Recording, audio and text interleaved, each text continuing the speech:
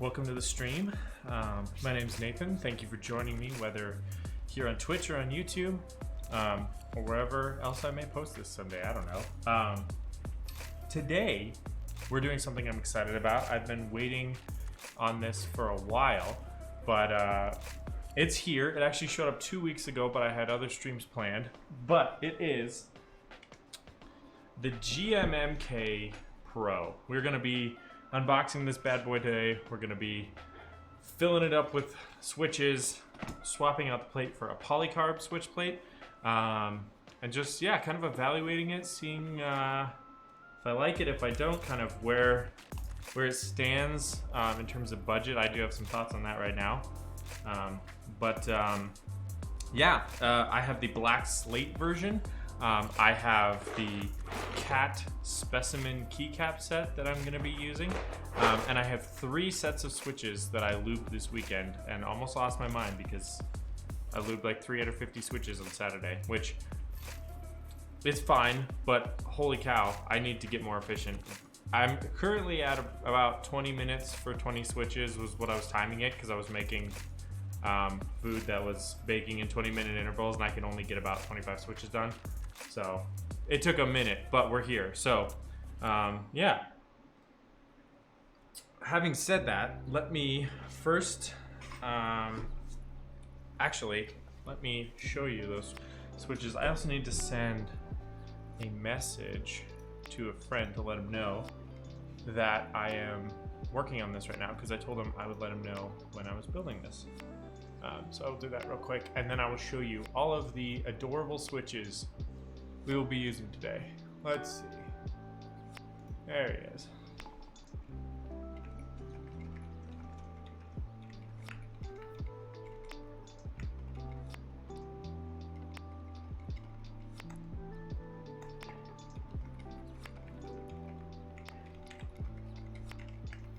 Boom.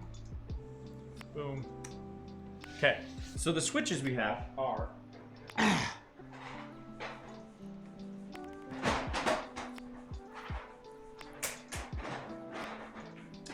under my desk, but we have 3 different switches that I've selected that kind of represent different types of use cases, some more common than others. The first, obviously, as you can see, is 62 gram tangerines. I also have 67 gram tangerines, but I put them in the Orange Boy, which was that barley corn build that I did. So we'll be using the 62s today, lubed and filmed. So they'll be sounding nice. I am always impressed with how good these feel stock, and they are lightly lubed stock, but I would still, you know, I don't know. I guess if you're gonna buy a switch and not do anything to it, these are probably one of the best ones you could buy. Second, we have silent alpacas, which represent kind of the silent style of switch. So we should hear a lot more of like the pure board acoustics from that perspective. These are also lubed and filmed. And then finally, we have ethereal pandas, which are a tactile switch. They are a Holy Panda clone that are using a stem very similar to the Halo stem and a housing very similar to the original Inver housing.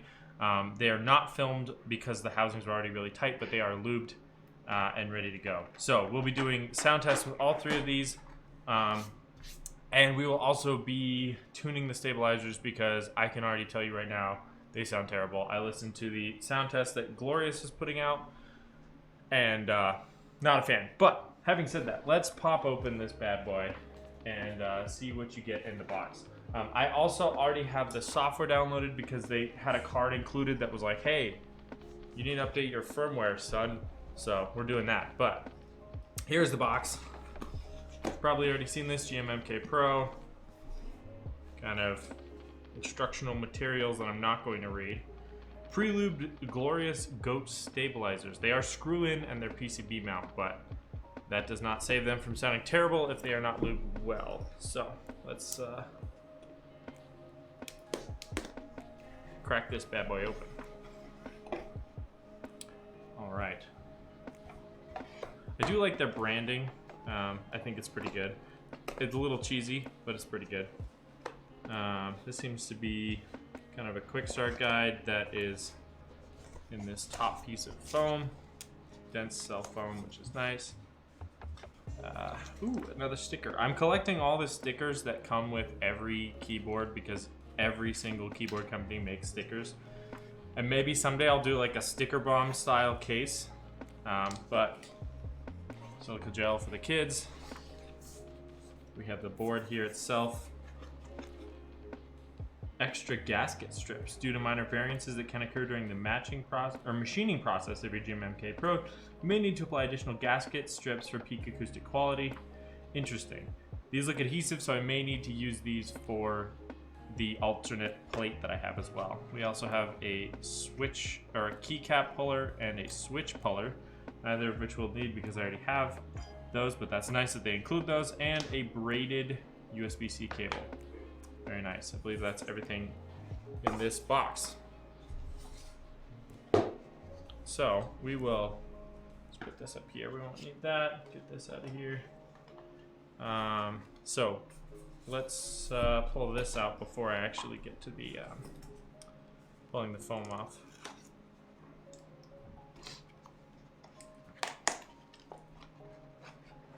This is the plate that I think was $20 to add on. It comes with a plate, so you don't need to buy this, but the plate is aluminum, and your boy doesn't really like aluminum plates, so I got a polycarb plate. Let's see if they included gaskets in here. They don't. So that makes me think that the adhesive on the gaskets is adhered to the aluminum rather than the plate, but I guess they could always have included them in this. So here's some little bag of screws. Interesting. Oh my word. Let us just cheat a little bit and open this with a knife. That's why I own one.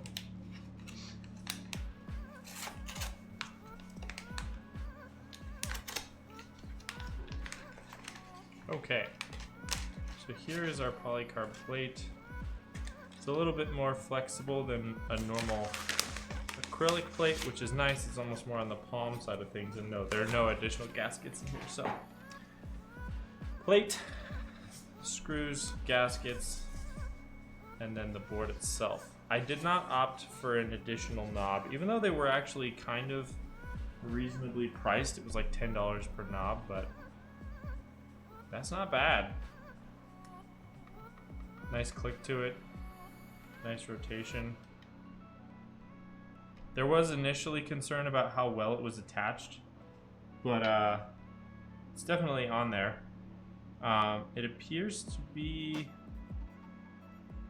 plastic inside with maybe a metal housing, but I think it is. I think it's a powder coated aluminum maybe.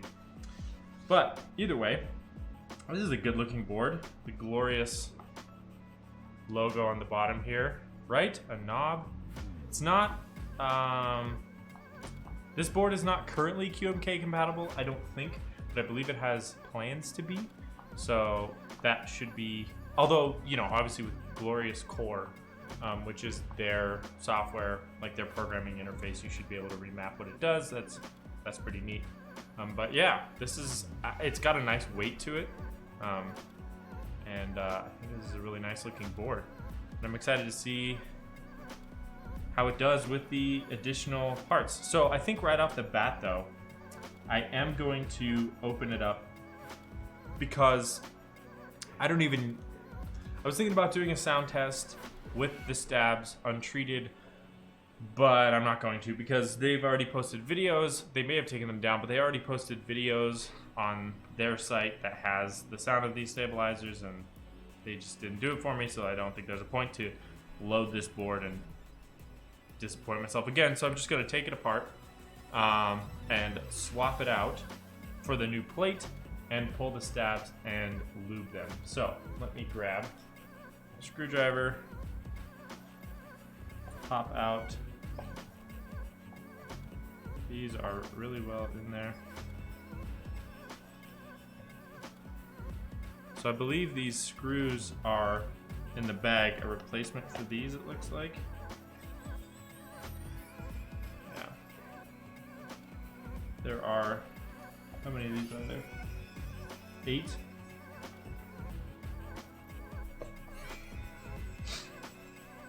Comes with the feet pre-installed. Which is kind of nice because I always mess up my alignment.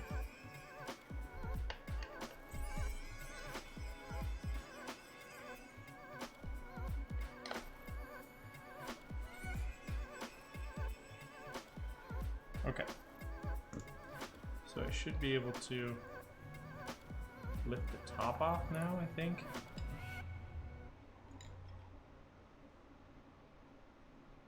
Potentially. Oh, a bunch of screws dropped out. That's a good sign. But I think there's one hanging on somewhere. Oh, there's one that I didn't unscrew at all. That would be it.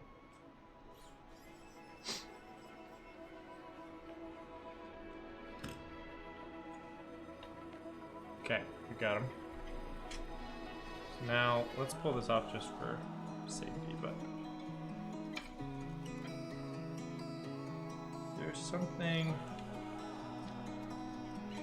preventing this from coming up, and I think it's a, yes, it's a fully loosened screw that just didn't come out. There we go. All right. So yeah, here we can see a couple of the gaskets. They are chilling around the top. Now, interestingly, at least on these ones here, they actually don't seem like they are proud of the, or sticking beyond the aluminum casing at all. In fact, it feels like they're possibly a little recessed, which is interesting. So I may see if I need to insert additional gaskets. In fact, that is probably what this note was trying to say. Yes, you may need to apply additional gasket strips. I'll probably do that given what I've just seen. Okay.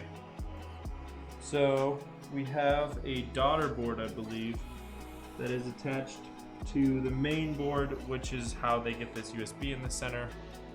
So they got that detached. So here's our hot swappable board. These are Glorious brand hot swap sockets, which is interesting.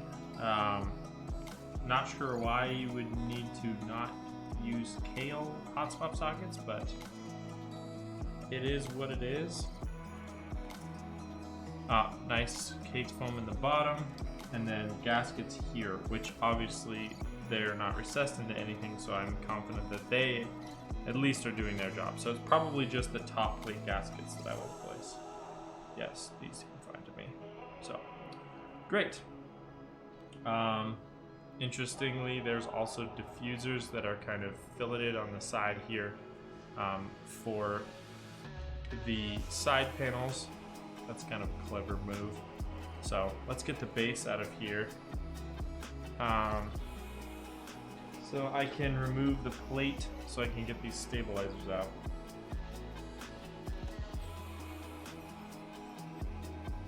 So let me grab a mat to hold all these screws, because I don't want to mix them up just in case. So these screws are from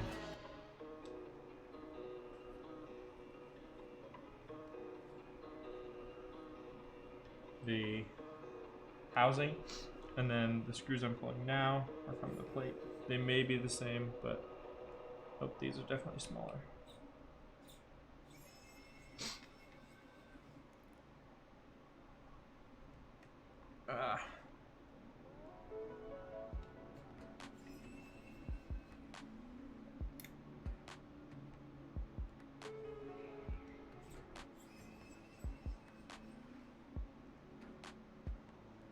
So far, pretty good. These ones, I don't know if I need to remove or not, but it looks like I do. They're holding in the diffuser. They have a flatter head and they're a little bit longer, so let's scooch these over. I'm gonna kind of try to lay them out, same as they were in the board itself. Or throw them. that's the other option. There it is. Okay.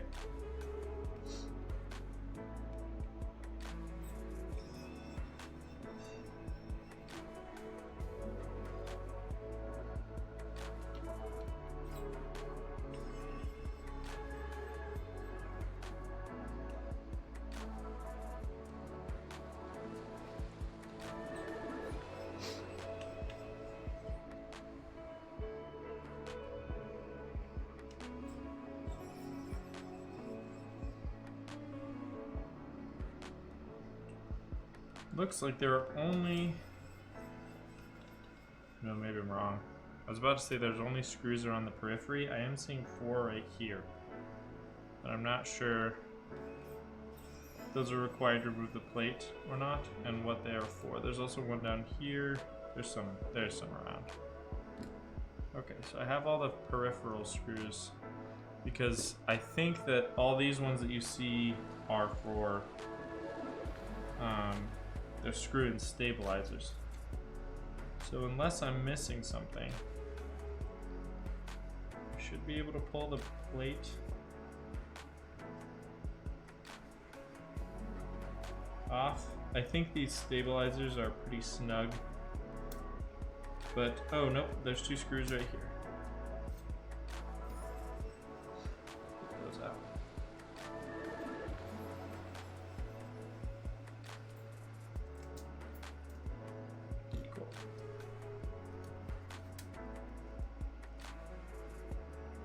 They have a small, oh, okay. So these guys go in the top and they hold up this little guy, which I just dropped.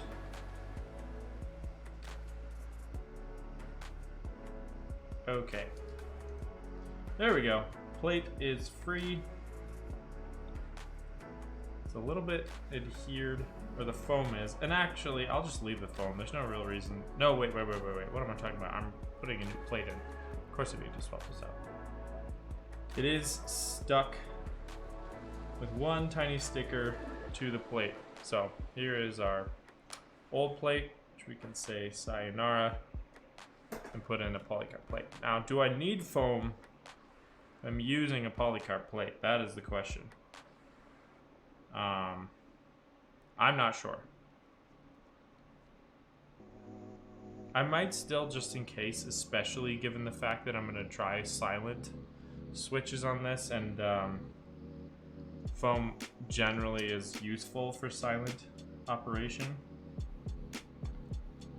These go here. Okay, so now we're going to pop off these glorious GOAT stabilizers, or greatest of all time, which I know is a questionable statement at best. So we're gonna bust out Grubby Mat because we got some lube work to do here. Let's get this knob somewhere else. Put this knife away. All right. So we're going to remove these stabilizers. We're going to lube them and maybe even Band-Aid mod them just to give them the greatest chance possible to sound good. Nice thing is I can always put in a Durox stab or something, but there are known compatibility issues there where they sometimes don't quite fit in the plate. I think the polycarbonate one they do. It just so happens, but I know with like the brass plate, I think, or do they have one of the plates? I can't remember which one. It was struggling a little bit, so that is something to keep in mind. Is you may have to shave down the sides of your third-party stabilizers on this board, which is a weird problem to have, but say la vie.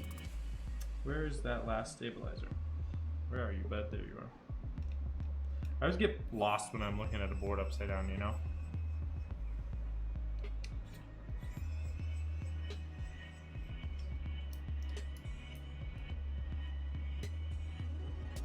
Okay, stabs are out. So we will say goodbye to the PCB for now. Let's grab our lubing tools, which are Cryotox 205G0, 205G2, paintbrushes, stem holders,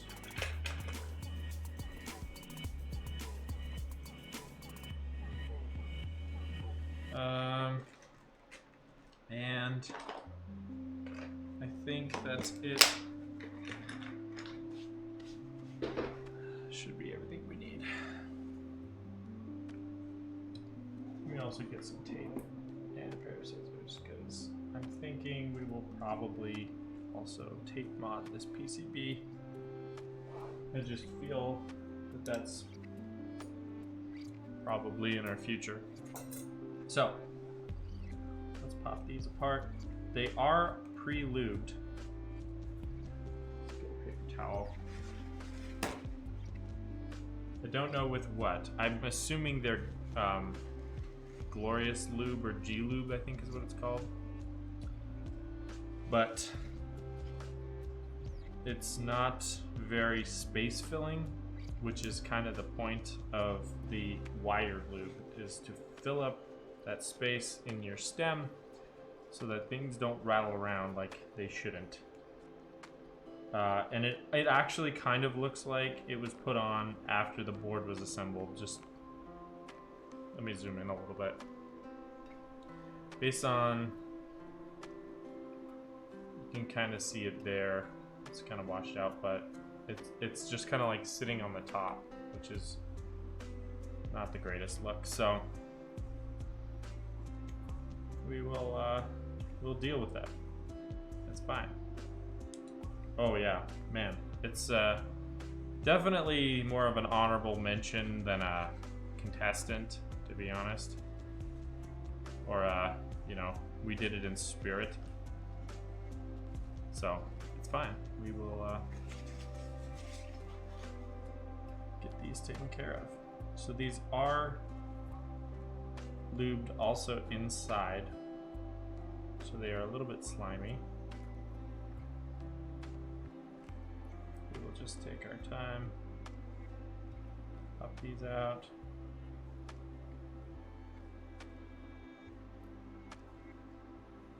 We have our tops. So our three components all separated. So we'll start by lubing the insides of these housings. Then we will insert lube into the stems.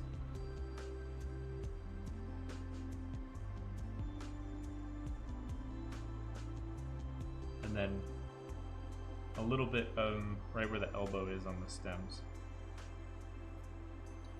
Or on the wires, just so that they have something to play with. And they're not rattly and clacky. Sometimes you like a little clack, but not in the sense of just miscellaneous plastic noises, you know? If it's something more focused and less of a rattle, that's, I think, a better place to be. Now, obviously, everything is subjective. If you buy a GMMK Pro and you are not bothered in the slightest by the rattling of your stabilizers, more power to you and your roommates. But for me, I use a lot of silent switches just because they're quiet at work. I like a lot of tactile switches that have a very focused feedback. And so I'm not really a fan of extra rattling going on, you know? It's all a personal preference. But no, I'm not alone in that, given the market for products that help you reduce that kind of thing.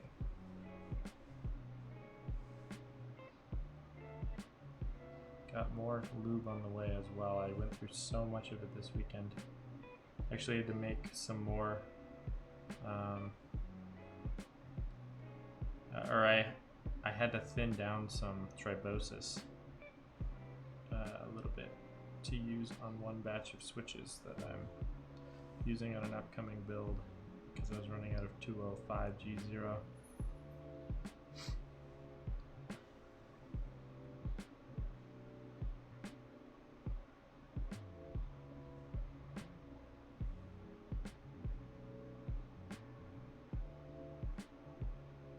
I wonder how they lube these in factory, you know, because they do sell them pre-lubed, and they obviously are so, but I wonder how. It would appear by hand given the inconsistency of the misplaced lube on the inside of the wire, but I'm not 100% sure on that. All right, so now what I'm gonna do is I'm gonna Noisy Blues Gang. Well, we're gonna fix that, right? I got a whole box of box Royals here for you. I have your macro pad too. I paid $160 to overnight it so that I can build it in 6 months. So, just so you know that I'm committed.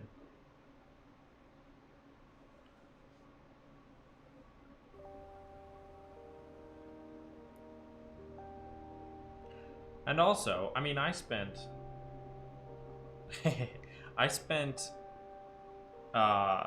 4 years typing at work on Cherry MX Blues. I still am amazed about that sometimes when I think about it. That no one said anything. Like, I don't know, man. I'm pretty sure I shared an office with someone even for a brief period there. Maybe that's why that was a brief period. I'm not sure.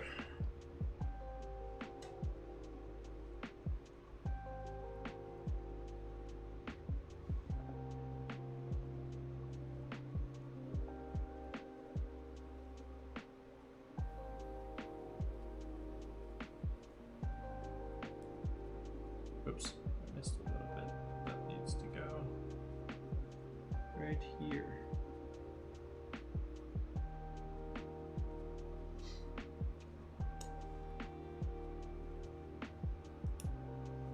All right, one done.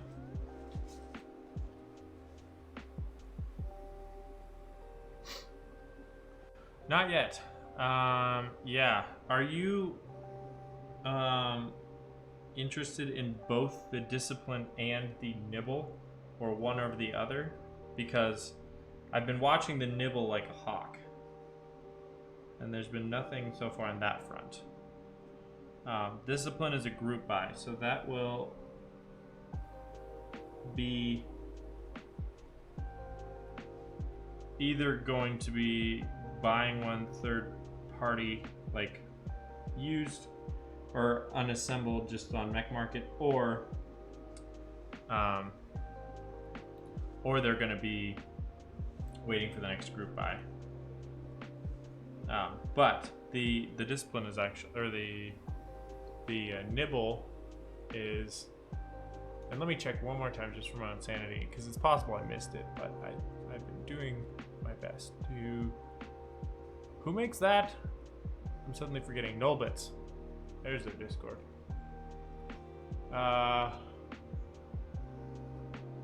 Oh, the white, because I've been looking specifically for black PCB version of it. The nibble, yes, it has the encoder and the 3 extra macros on the left side. That one is the white PCB version was in stock for a few days, but I'm looking for the black PCB version. So it seems like the white one's in stock more, so I can definitely grab one of those. But yeah. But I do also have that macro pad, so you are still getting macros either way. It's just you'd have a couple more and an extra knob if you went with the nibble.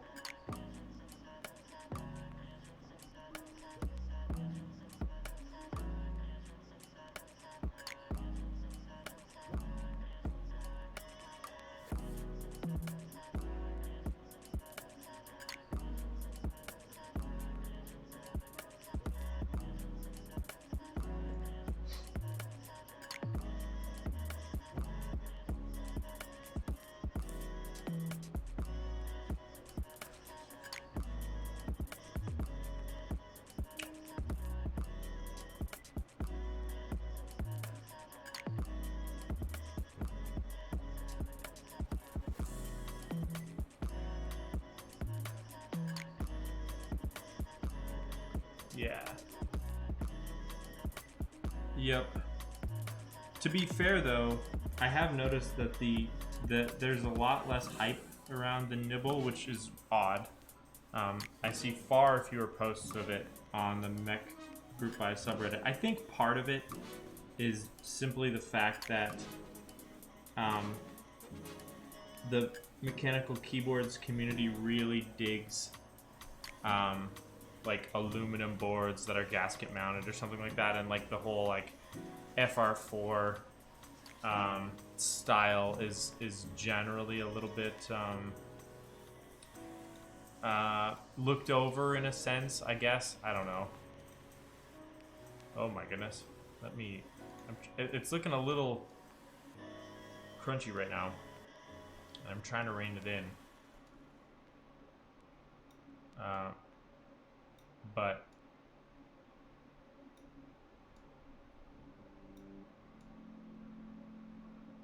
it's not working very well. It's alright. That's what you get for playing too much with a compressed feed. Yeah, no, I have noticed a lot more hype around the discipline than I have around the nibble, which is fortunate for you. It's funny though, because it's like, yeah, group buys are annoying because they take forever, but you also know you're gonna get one, versus like if you're just trying to snipe something on Amazon, at least you have hope, but you also don't have any form of guarantee. So you could be waiting just as long and not know it. Or worse yet, you could wait that long and miss it. But I have the contact info for that, for the guy who makes those, so I can get in touch with him too, see if I can work something out. He's a cool dude, so.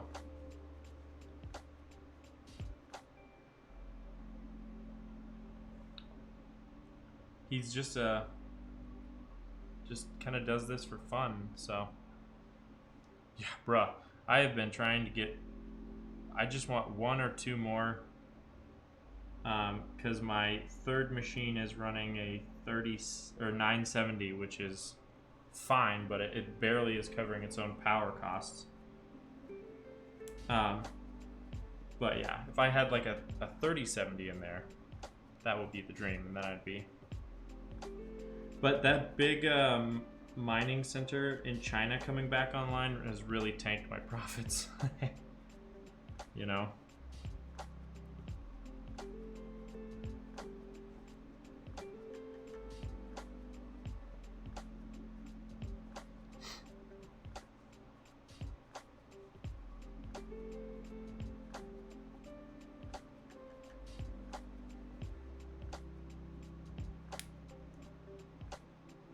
Yeah, there was a flood in China that took out a huge mining center, and that's why profits were so crazy high for a minute there. And then it dropped because it came back online on like Saturday, I want to say. So there you go. Okay, we have lubed all of our stabs. So this is all done.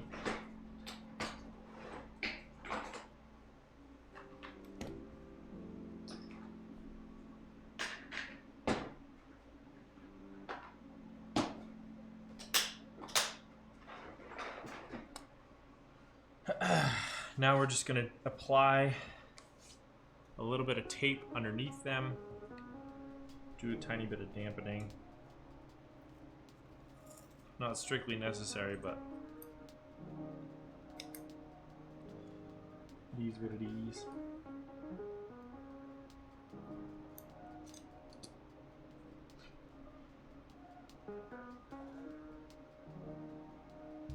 Let's cut this in half. Well, let's just cut the edge off maybe.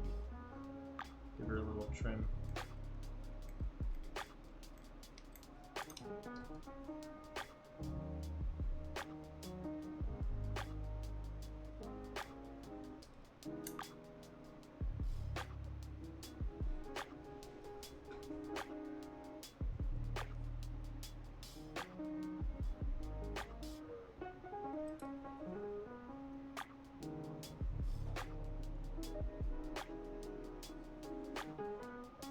a little bit of lube.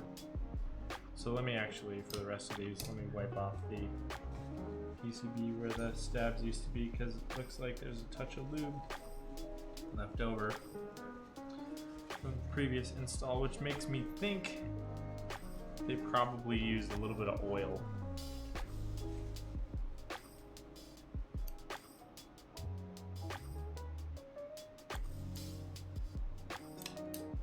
These scissors are atrociously bad. I always wonder why it's like, no, excuse me. It's like they're a few dollars at most, but I've had these for so long. Why do I keep them around? They're just hard to use, but sometimes that's how it be. Oh, also,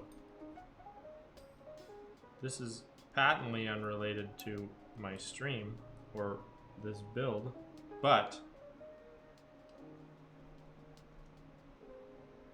look at that. I just got that last week on like Wednesday. Yeah, Wednesday. It's a made in Mexico Fender P-Bass, and it's amazing. I have enjoyed every minute of playing it that was not prevented by my vaccine hangover, which was brutal, but I'm very thankful for it. It was weird though. My joints were like so stiff after I got my second shot. Like, I was trying to play that bass and I couldn't even bend my wrist around the neck. It's kind of crazy.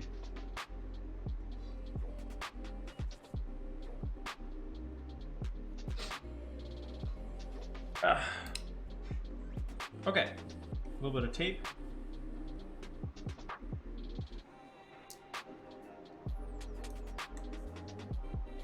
We'll stick these guys in.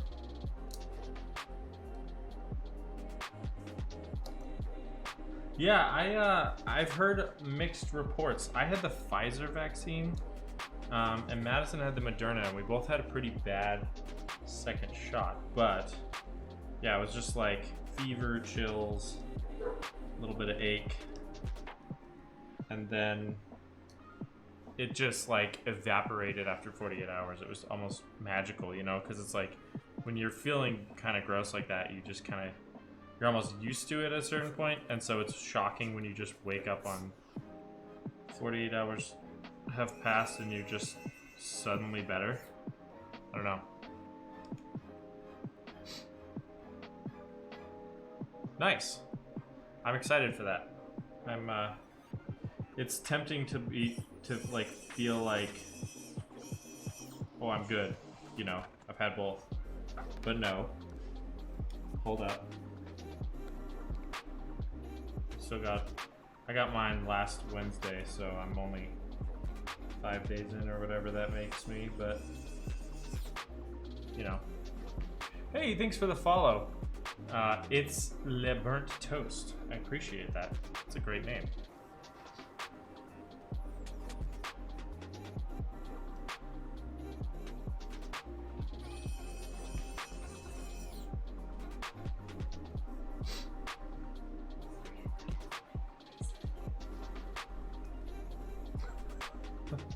That was like a comedy shot. My wife's trying to save a basil plant's life. So that's the Scooby-Doo mystery in the background that you see.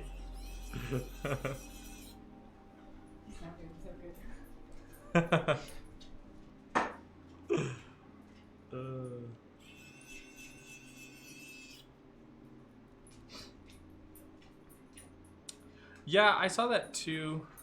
I still don't know, because I'm like, now, I did talk to your wife, Kyle, and she told me that they administered the test wrong. So I'm pretty sure I've had it in August. And so that might be why. It was kind of brutal. But I'm not really sure. Okay, it smells like basil in here right now, which is great. I love basil. All right, so here is our polycarb plate, which I'm now going to attach because we have lubed our stabilizers. They're feeling good. Oh yeah. I can already tell that they're like way less rattly.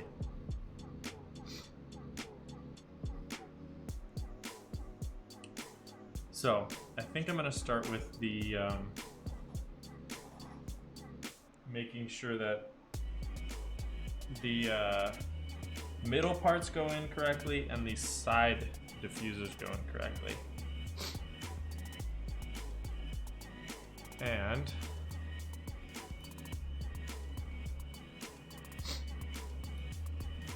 let's see.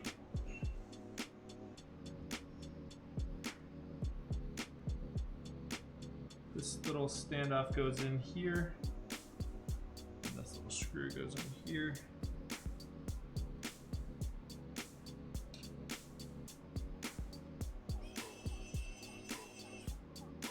And then they just meet in the middle.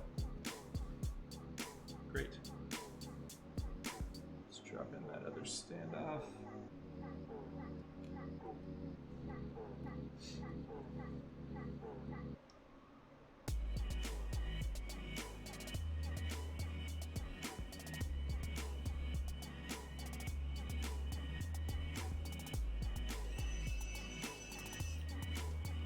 Okay. So those are all in. Now we're just gonna pop in these side pieces. Oh, they actually go in. And I believe orientation is very important here. Dude, I saw that on Instagram. That's sweet. And from a purely selfish perspective, I'm much more interested in visiting you in Oregon than North Dakota.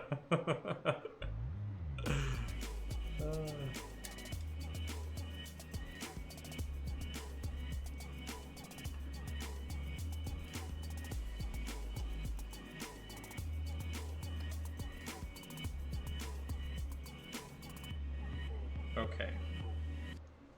So let's put those long boy screws in the sides.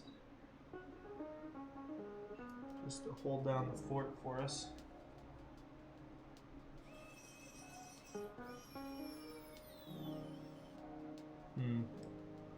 Something.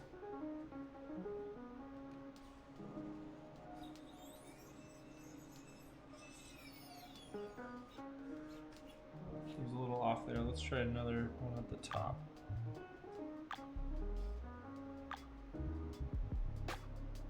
I have actually been to Eugene before. It's a lovely little place.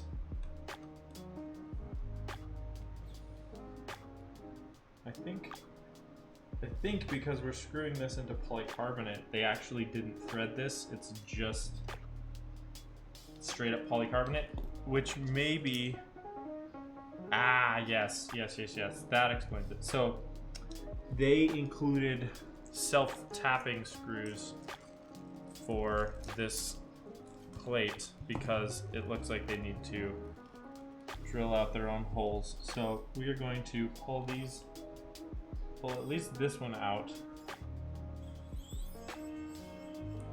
and maybe we'll run all the obvious ones, and if there's ones left on the side, we'll run those after. And these two seem like manually screwing them in. Fortunately, this screwdriver locks when it's not threading itself, so let's get it diagonally across, screw in.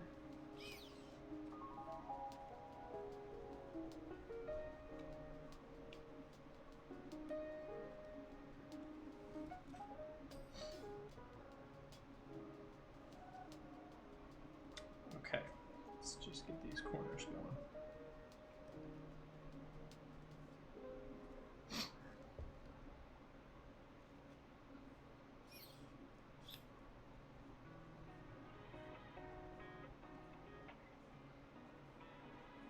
Nice. Dude, what you gonna do with janky Jim though?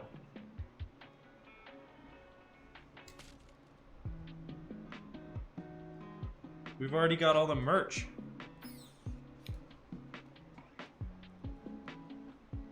That's why you shouldn't move.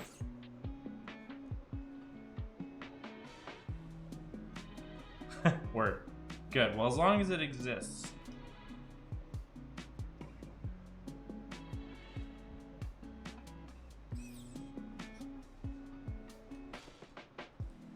Do you have a living situation figured out? I'm assuming you found out you were going there first, and then, you know, obviously are trying to figure out the details now, but...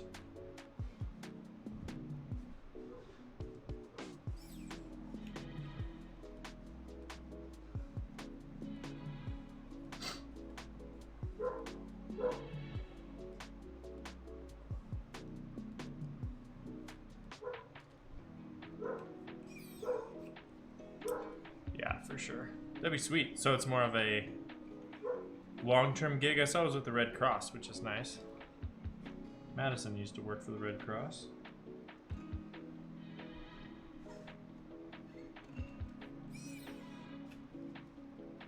Oh, okay. Right on. That's sweet.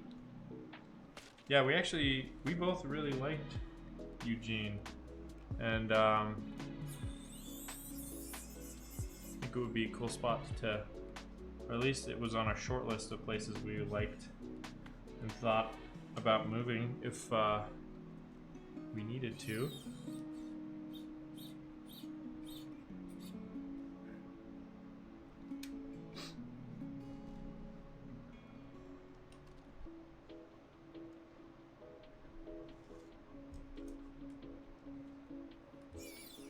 Isn't that where like Nike's big running program is, or am I thinking of something else in Oregon? Yeah. Good thing you are a runner, Kyle. It's perfect.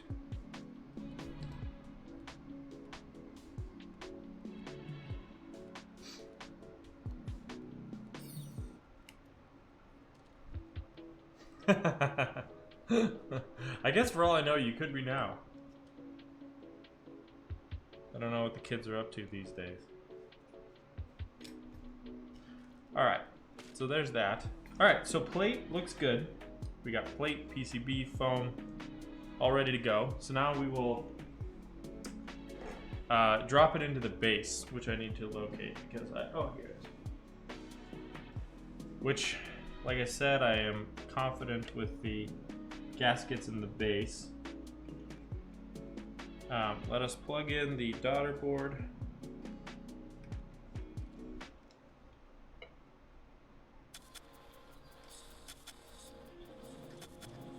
And actually, maybe even, if we're feeling like getting weird, plugging it in to see if the daughter board works.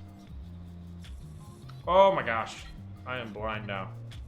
That is too glorious for me to handle.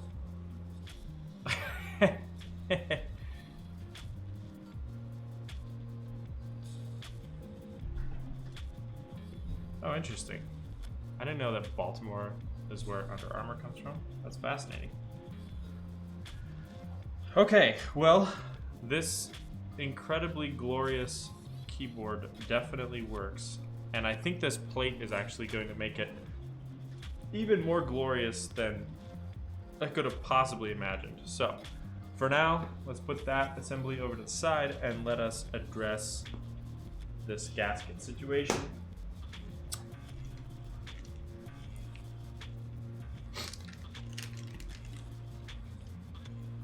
Oh, interesting. Huh. Dude, did you stock up before you left?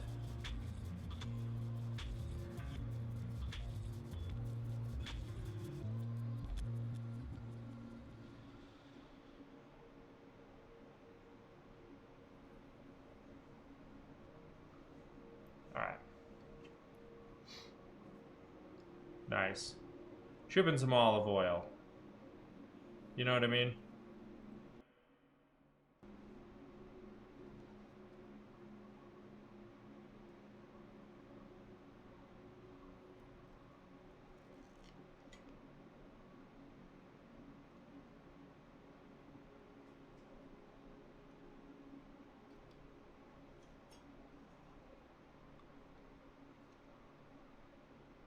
Nice.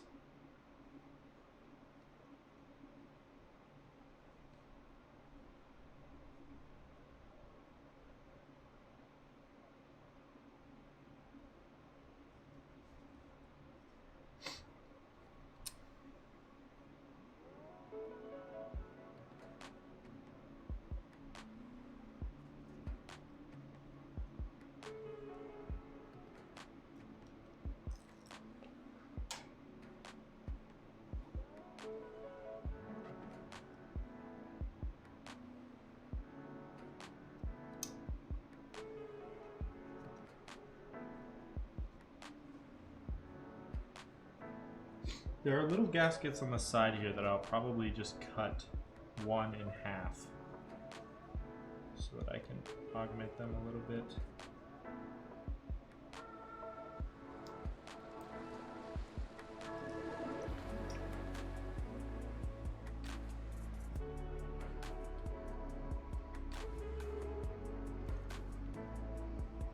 So my brother-in-law just turned 21 yesterday, or at least that's when we celebrated it with him. And I forgot, but I was going to bring over a bottle of Bruichladdich Black Arts, which is it's a 26-year-old Scotch that I have a tiny bottle of, but I just thought it was funny because it was way older than him. It went into a barrel in 1995, I think, and then it was bottled in like 2019 or something, however that works out. Maybe even earlier than that, I'm not sure. I'll have to check. But it just struck me as funny that it was older than him. And I guess older than my wife, which is also funny. But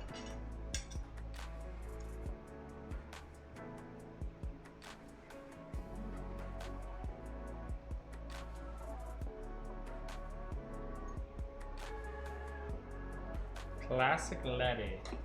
I have actually never owned a bottle of that because I'm friends with Ethan Olsen.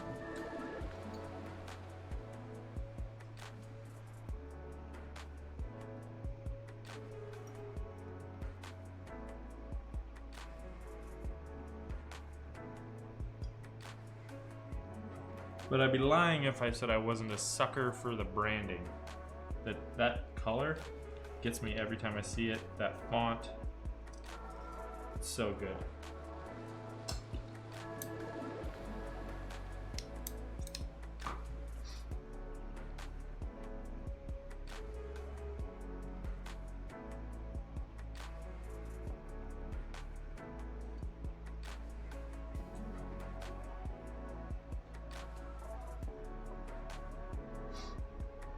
Yeah, I agree. I actually think that I'm pretty sure that Black Art is the only one of theirs that I own, but it's definitely a looker.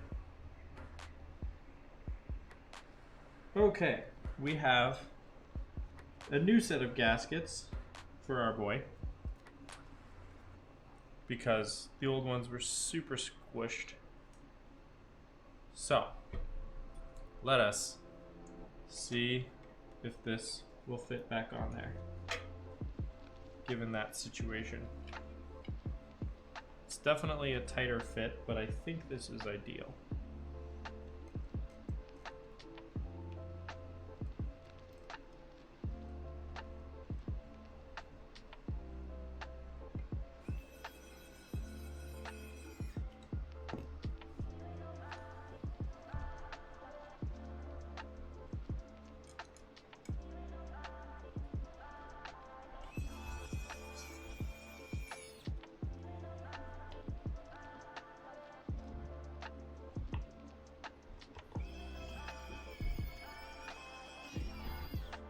You know what's funny is that like a 26-year-old Scotch is really nice, and it's pretty mellow because it's a sherried Scotch.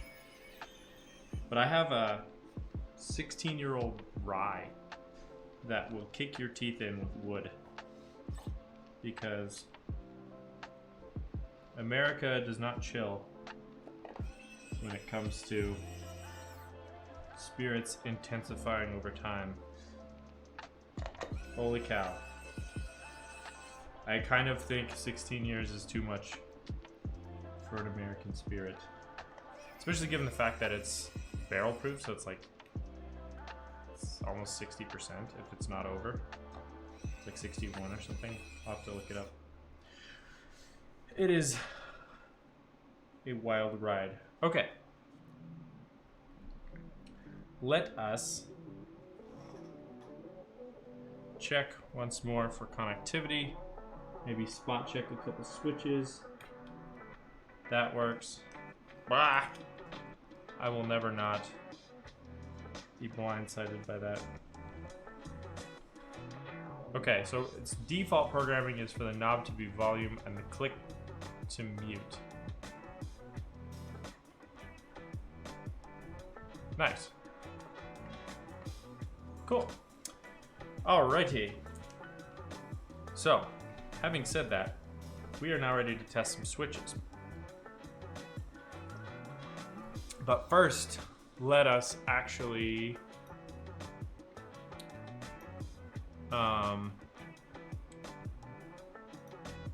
there we go. Here's the programming interface for this board. So, it looks like you can set up different profiles.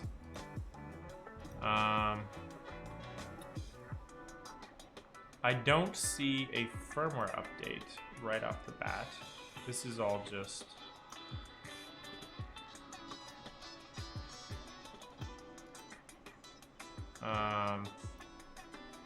I mean, if it works, it works, I guess. I'm not too mad about it. It's in glorious mode. What's Kamehame? Oh my goodness. We should probably do that. Huh. Alright. Digit times. Oh, interesting. So it's trying to do like a 7 segment almost. Maybe? I don't even know. Well, it has a lot of lighting effects. That's nice. LED off. Ping pong. Let's go with off for now because we're going to be looking at the bare board a decent amount. But it seems like, for now, it's working. Actually, let's just do solid color. How about? Is that an option? Heartbeat sensor. Oh my. Rainbow. Is there anything that doesn't move? Breathing's not bad. Let's go with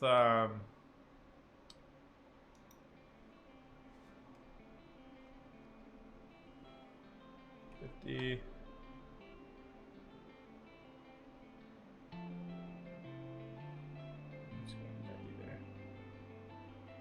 Maybe a little bit of orange to kind of match my brand. And then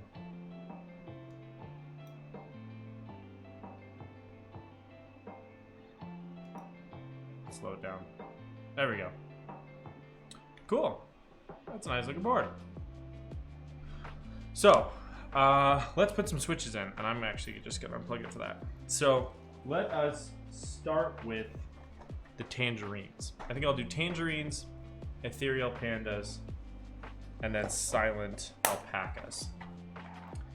Fortunately, and I wouldn't be doing this if it didn't, this board supports 5-pin switches, because ain't no way am I cutting the 4th and 5th pins off of all my switches. That would be a tragedy, and I refuse. Whoa.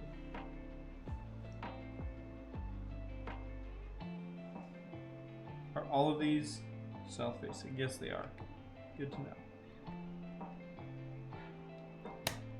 That one did not like to go in. Let's actually check something too. Let's just grab a 2U keycap out of here. Yeah,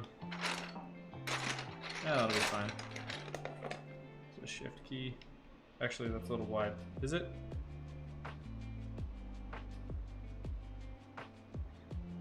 Oh, interesting. That would be tragic if the cat profile did not fit on this board. That would actually be kind of upsetting.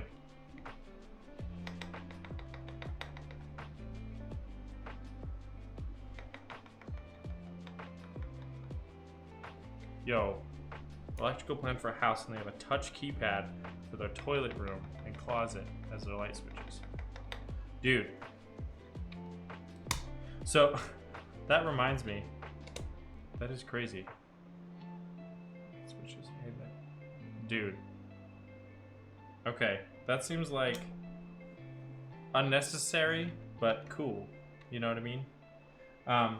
So, my coworker, or I guess now former coworker, moved on to another job, and we were chatting and reminiscing kind of as a company with her, and they were talking about how we have bidets at work, and I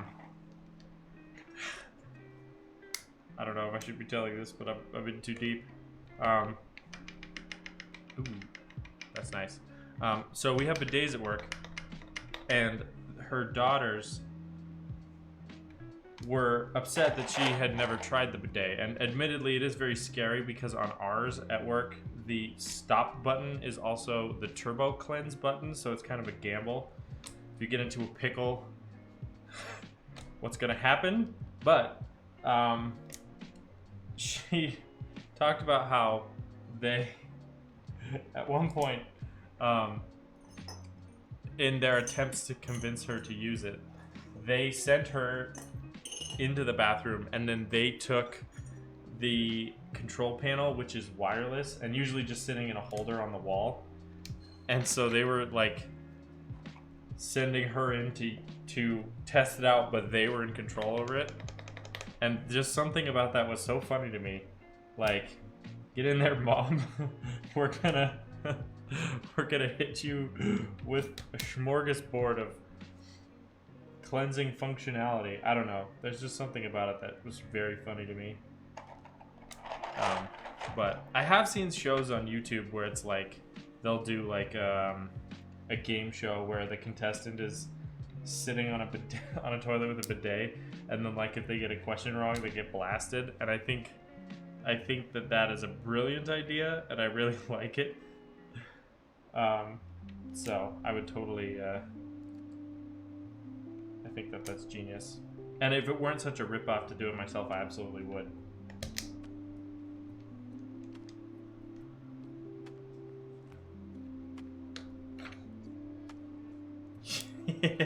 I actually should pitch that, where we like test their engineering prowess while they're sitting on an off-screen bidet.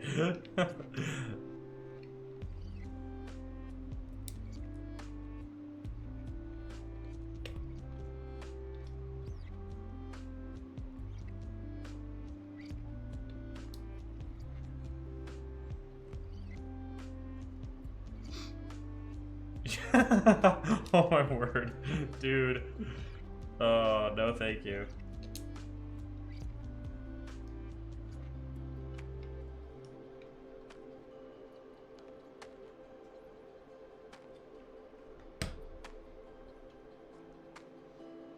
I'd rather solve a horrible algorithm on a whiteboard.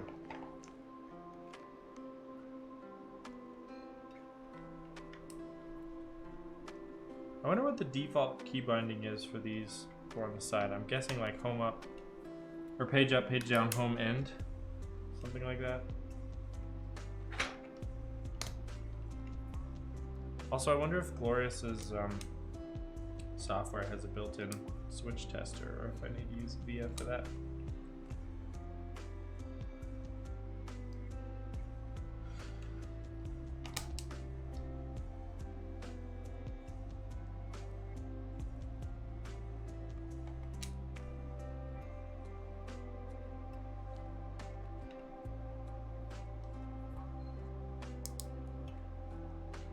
Some of these switch housings aren't fully closed because these are film switches, which means that they are pretty tight housings, but that also means they were difficult to close fully, and so if they're not completely seated, they don't quite sit in the plate, so either they just don't go in and have to readjust, or they make a horrible crunching noise when they go in. And I definitely need to test all these switches to make sure everything is working.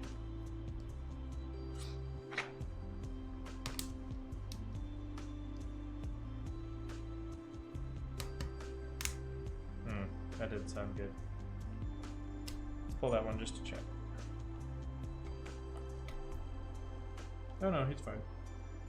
That's what I mean, he's like this awful crunchy noise when the switch goes in.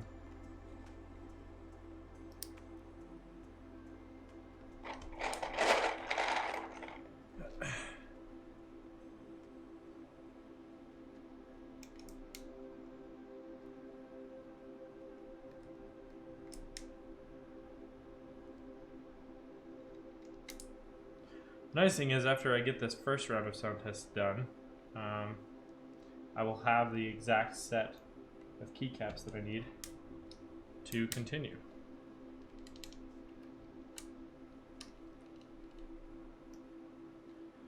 And I will hopefully keep them together in a group.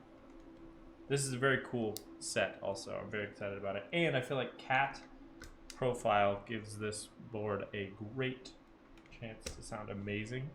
Cat is, in my opinion, incredibly underrated, and it's definitely my favorite profile. The keys are very, like the caps are very thick.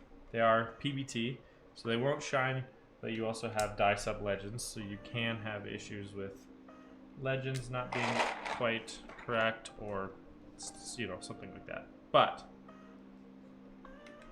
the pros and cons of PBT versus ABS aside, they have just a really nice sculpt, and I love them to death. And this set is cool. It's kind of like an alien abduction theme set, which at the end of the day just means it's like a colored gradient, which I think looks phenomenal on this board. They were selling keycap sets for this board, but I don't know. They were like 40 bucks, and they just, I don't know. I didn't really dig them. They also weren't exactly clear. I'm like 99% sure they were cherry profile, but they weren't 100% clear on it, and I was like, I got enough keycap sets already. I'm fine. What's going on here? Buddy doesn't want to go in. Oh, there we go. It wasn't quite closed. There we go. Already that spacebar is sounding real tasty, so I think that this board is going to sound straight up excellent.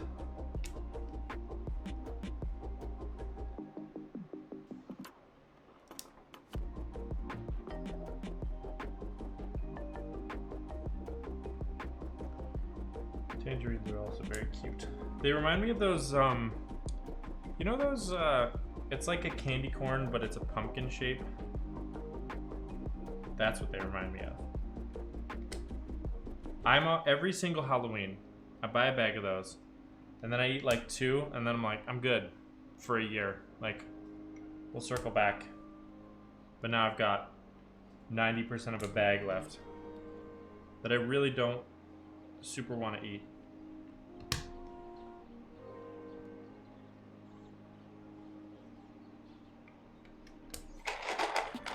Two more. Then it's keycap time. This stream is going to be mostly me trying to find stuff. Okay. We're gonna do, and also let's get this grubby mat out of here because I think he's done for the day. Boop. Actually, I think we don't need a screwdriver. We don't obviously need the knife.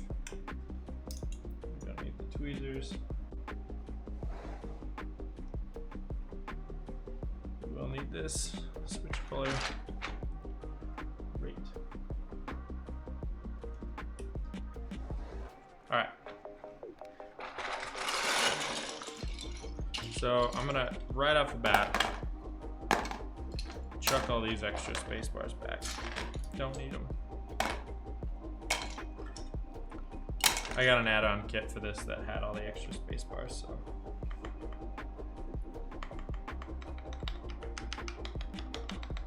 Nice. Let's actually plug this in and look at the default key mapping.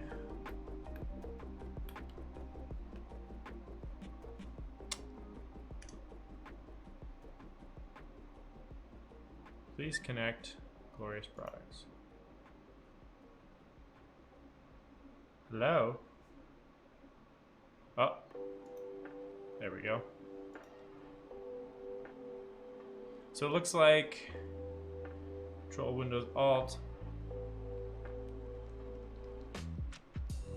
and then Alt function Control, arrow keys, end, page down, page up, home. Nice. All right, and then the F row.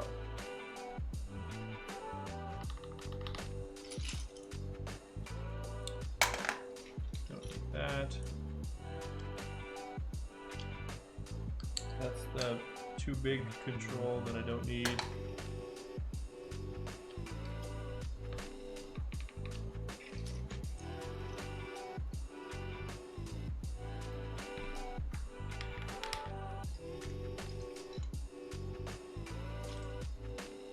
Non-step caps lock. Come on, Bray. Oh, interesting.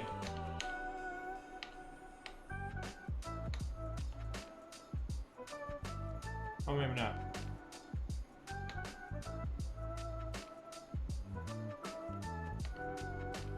It's kind of looking like the caps lock controlled these glowing side panels. But at least it seems like it maybe interrupts them. Like they start blinking if it's on. Interesting. That's kind of neat. All right, all right. Let me also, for reference, look at the specimen. There we go. Because I don't want to stick in the wrong color, you know, keycaps for stuff. And then let me also pull up switch header.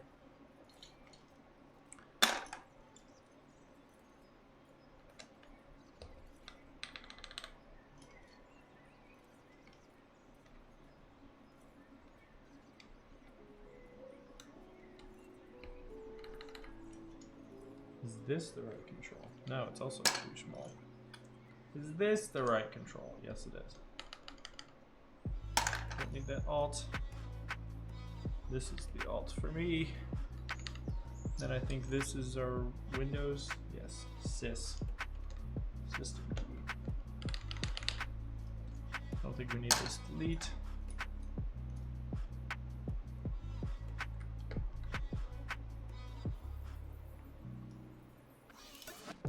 And then on the other side, I think we had a function, not a system.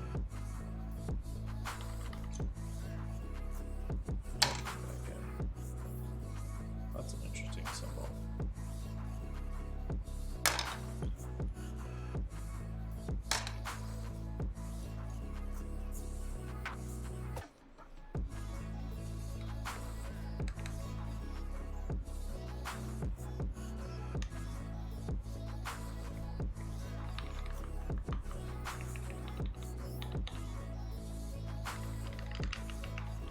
Just doing a quick test on the keys.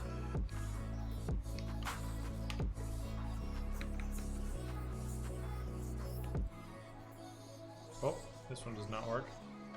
Let's pull them out and check. I'm guessing it's a bent pin, and yes, indeed it is. So for now, he's just going over into detention, and I'm gonna get a new key switch, but I will fix that guy off stream. There we go.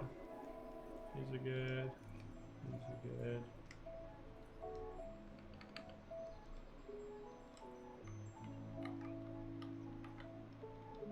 That's print screen. Odd choice for that, but we take it. We'll probably put delete there.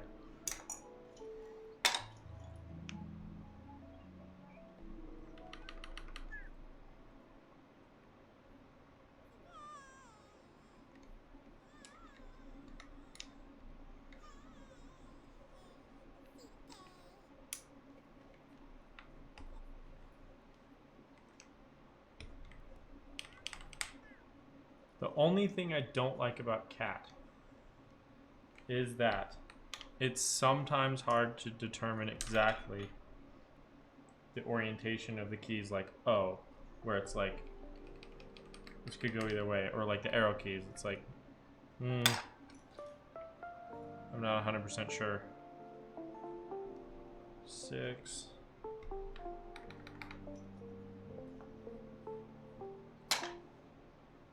T.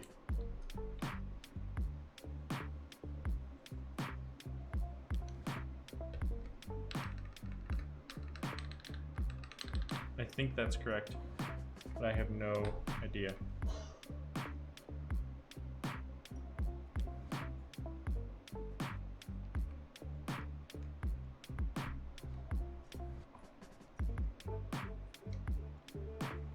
It is a sculpted profile, so you're gonna have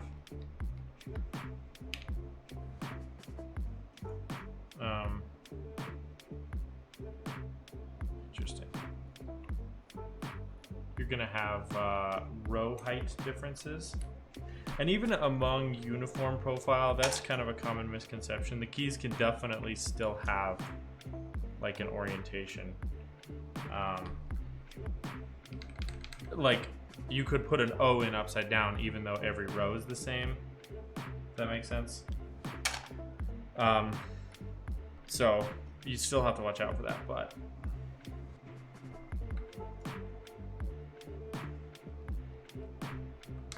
you probably start to see already that oh, interesting. I think we don't need that guy. That it's where the line on the gradient is. Sort of.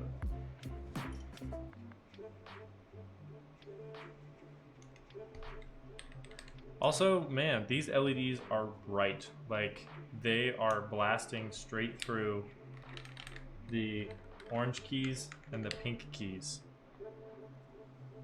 It seems like the purple and the blue are largely unaffected, but the other ones don't stand a chance.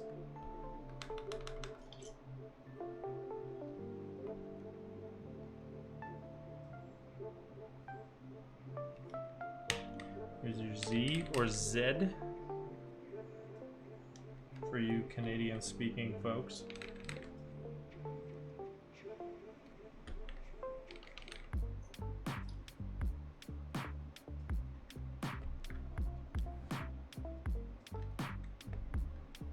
What they should have done is I should have just talked to Glorious and had them send me 3 of these. You know what I mean? That would really expedite the testing process. I think that'd be ideal. You know? Pull some strings that I don't have. Ooh, it's cute. Little alien head. Also, it looks like it's getting a little dark. Let's see if the filters that I put on there are coming back to bite me. Yes, they are. Okay. What is this? I have a notification. I want to make sure it's not important. Well, okay.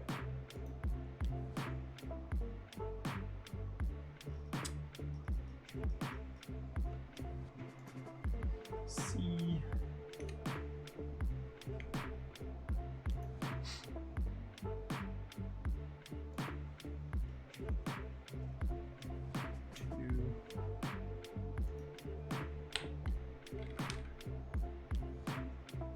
Little fiddle boy.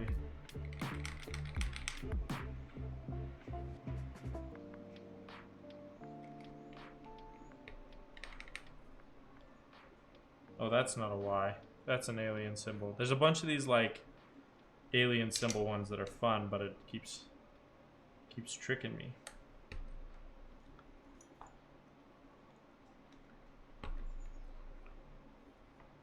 Function, that's what I'm looking for. I think B, I think this one's M. J, K, L, N, M. I've had boards though, like when you learn to touch type, it kind of becomes irrelevant for most of the alphas, like where they are. So I've had keyboards that I've messed it up and not noticed for quite a while. I'm looking like a fool on a hill. I don't need that one. I think this one goes here. We need to have a different color of arrow keys, I think. But you get what you get.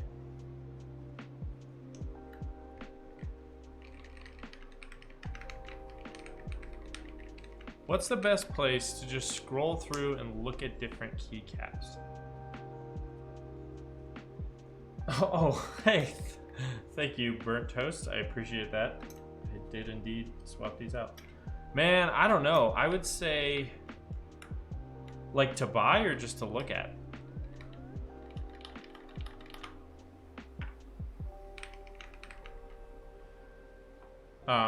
Because if you want to buy them, there's only a few places that are really gonna have stuff in stock. Drop, as much as I have beef with Drop, does have them. Man, I still need a 1U control and alt. Do I not have those? Or do I need to use these guys? I guess I can always use these. I think these are the right. Oh no! They're not the right profile. What am I gonna do? I'll use this one for sure. And then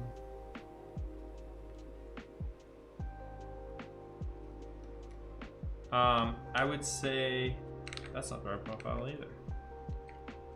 I would say drop Divinity. Shouts out to them.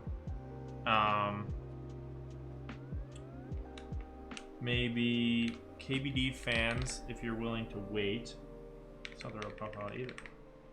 What on earth is this keycap set? Is this? Yes, it is. And then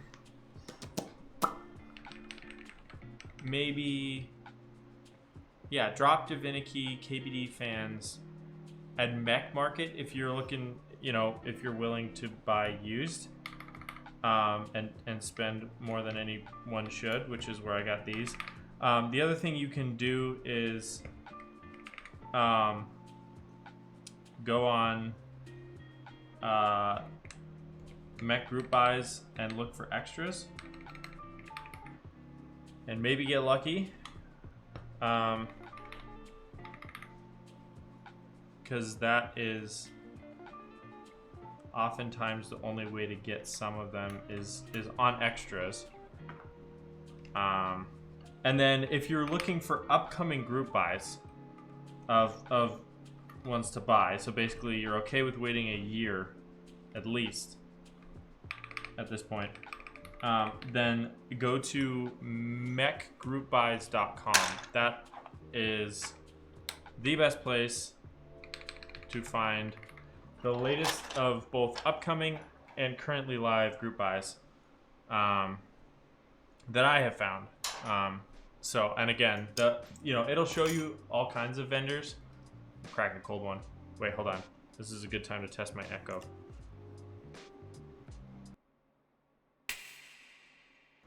They have, you know, GMK stuff is gonna be like a year out probably. I mean, I keep getting ones that I bought in on a while ago pushed out. So, but yeah, I don't know. What I typically will do is I'll like, I don't buy a set unless I really like it, because I've had a couple sets that I bought a while ago and I didn't like them as much when they finally came.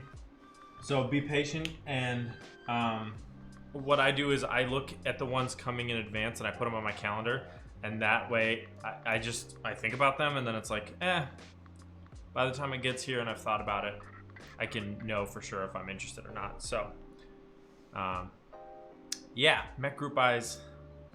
They have a Discord and a subreddit. The Mech Group Buys subreddit is run by the same folks as the website, but it's a lot easier to use the website. So there's also, I'm gonna put this in the chat because it's a Firebase app that's hard to find sometimes, but it's a keycap lender, like keycap calendar, that just sort of shows you a calendar of stuff. But in my opinion, it's a little bit harder to use, but sometimes it has stuff that isn't always on mechgroupbuys.com. Okay, we are just about ready to do our very first sound test. So let's pull up the old boy Wikitype. Is there a way for me to edit a scene? Let's not worry about it. Oh, that's what I was worried about. Let's just do this. You know, like old times. This is fine. Everything's fine. And let me adjust this mic. Alright, so, for the record, this is a GMMK Pro with a polycarbonate plate, lube stabilizers. We're using lubed and filmed 62-gram tangerines and cat specimen keycaps.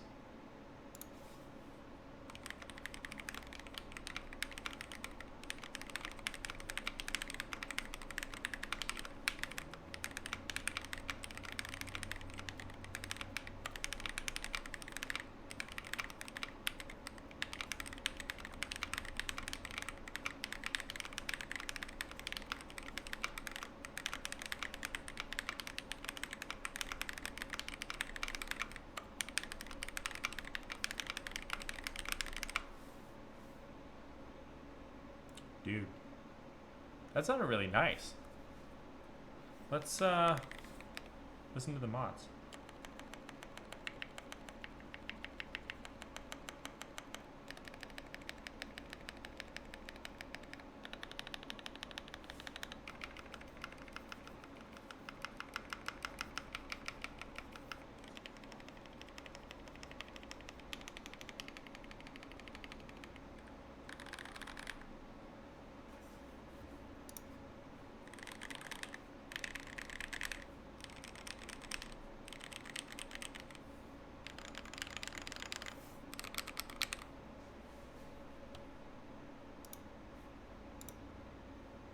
I like it. Oh no.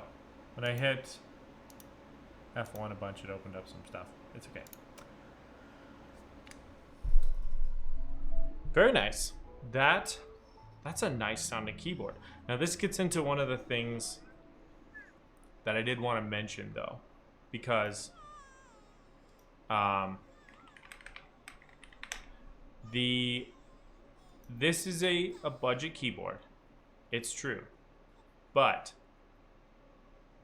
it's one of those things where you have to look at the full picture, and if you're not already kind of in the keyboard scene, you may not really fully grasp.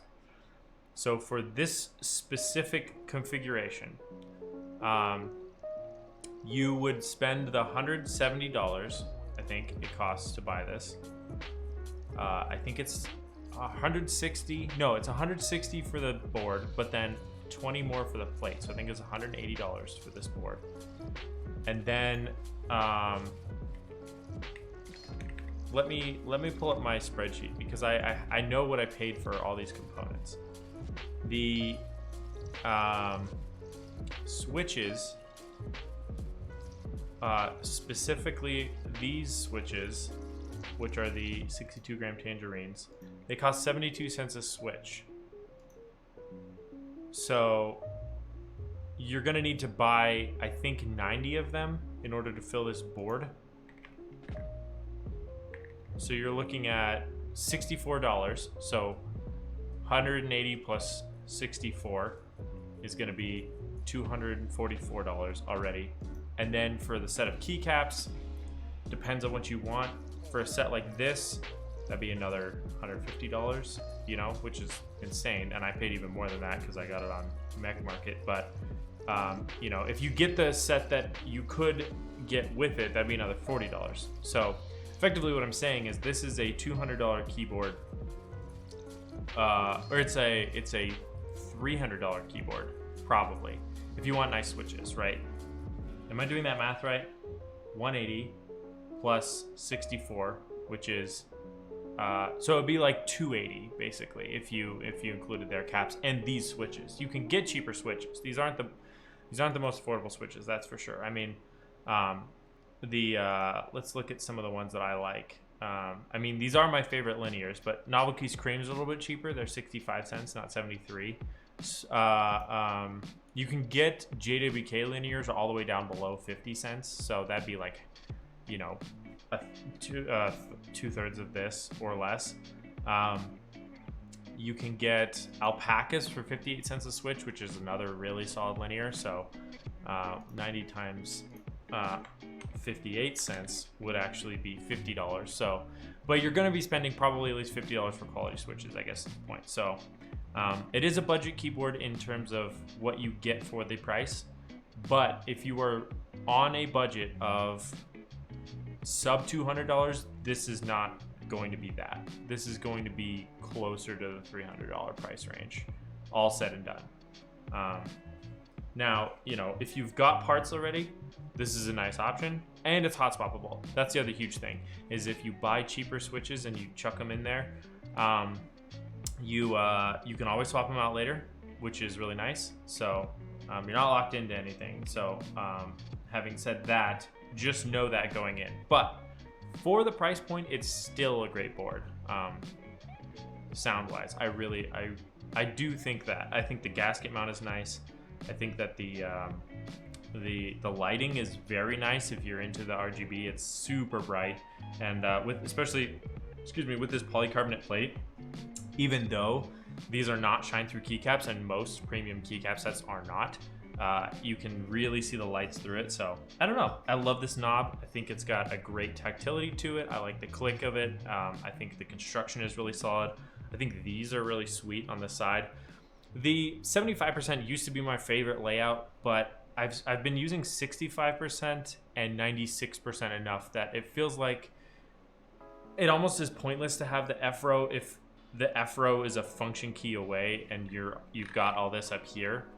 Like, they only do the one thing, which is the F row stuff. So if you're doing a lot of complicated, you know, multi-key macros, then it is sometimes nice to have that, or just like immediately you mash F5 because you're mad because your app broke and you're refreshing it to see if your changes worked, which is, I'm not speaking from personal experience, but that happens, you know. But function F5 takes some getting used to. However, in terms of efficiency, it's almost the same. So 65% versus 75%. I like the aesthetic of a 65% better, so up to you. Anyways, having said that, now let us switch to the Ethereal Pandas, which are going to be our tactile switch of the night. So I'm going to pull all the caps. Interestingly, these hot swap sockets are not 100% holding on, so it seems like they're a little bit, at least on that very first switch, willing to relinquish the whole keycap. But anyways, do like this board though, and I love this this aluminum build with the black, like the matte black coating. That's great. Big fan. Add QMK, we're cooking with grease, and I know that that's in their game plan. So, but But if you are, you know, unwilling to open this up and lube the stabs yourself, it's not going to sound like the board that you paid for it to be. I'm just being honest. So.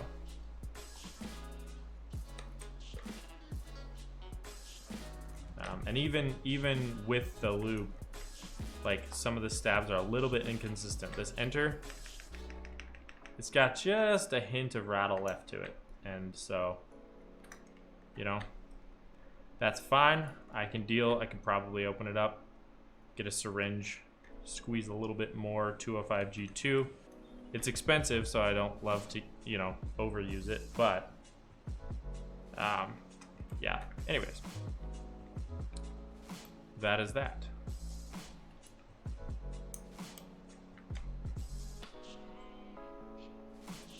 It's always funny when you get the keycaps off of a board and it doesn't have the spacing anymore, so you're just like, I don't know, it just kind of looks weird when you have them all sitting next to each other.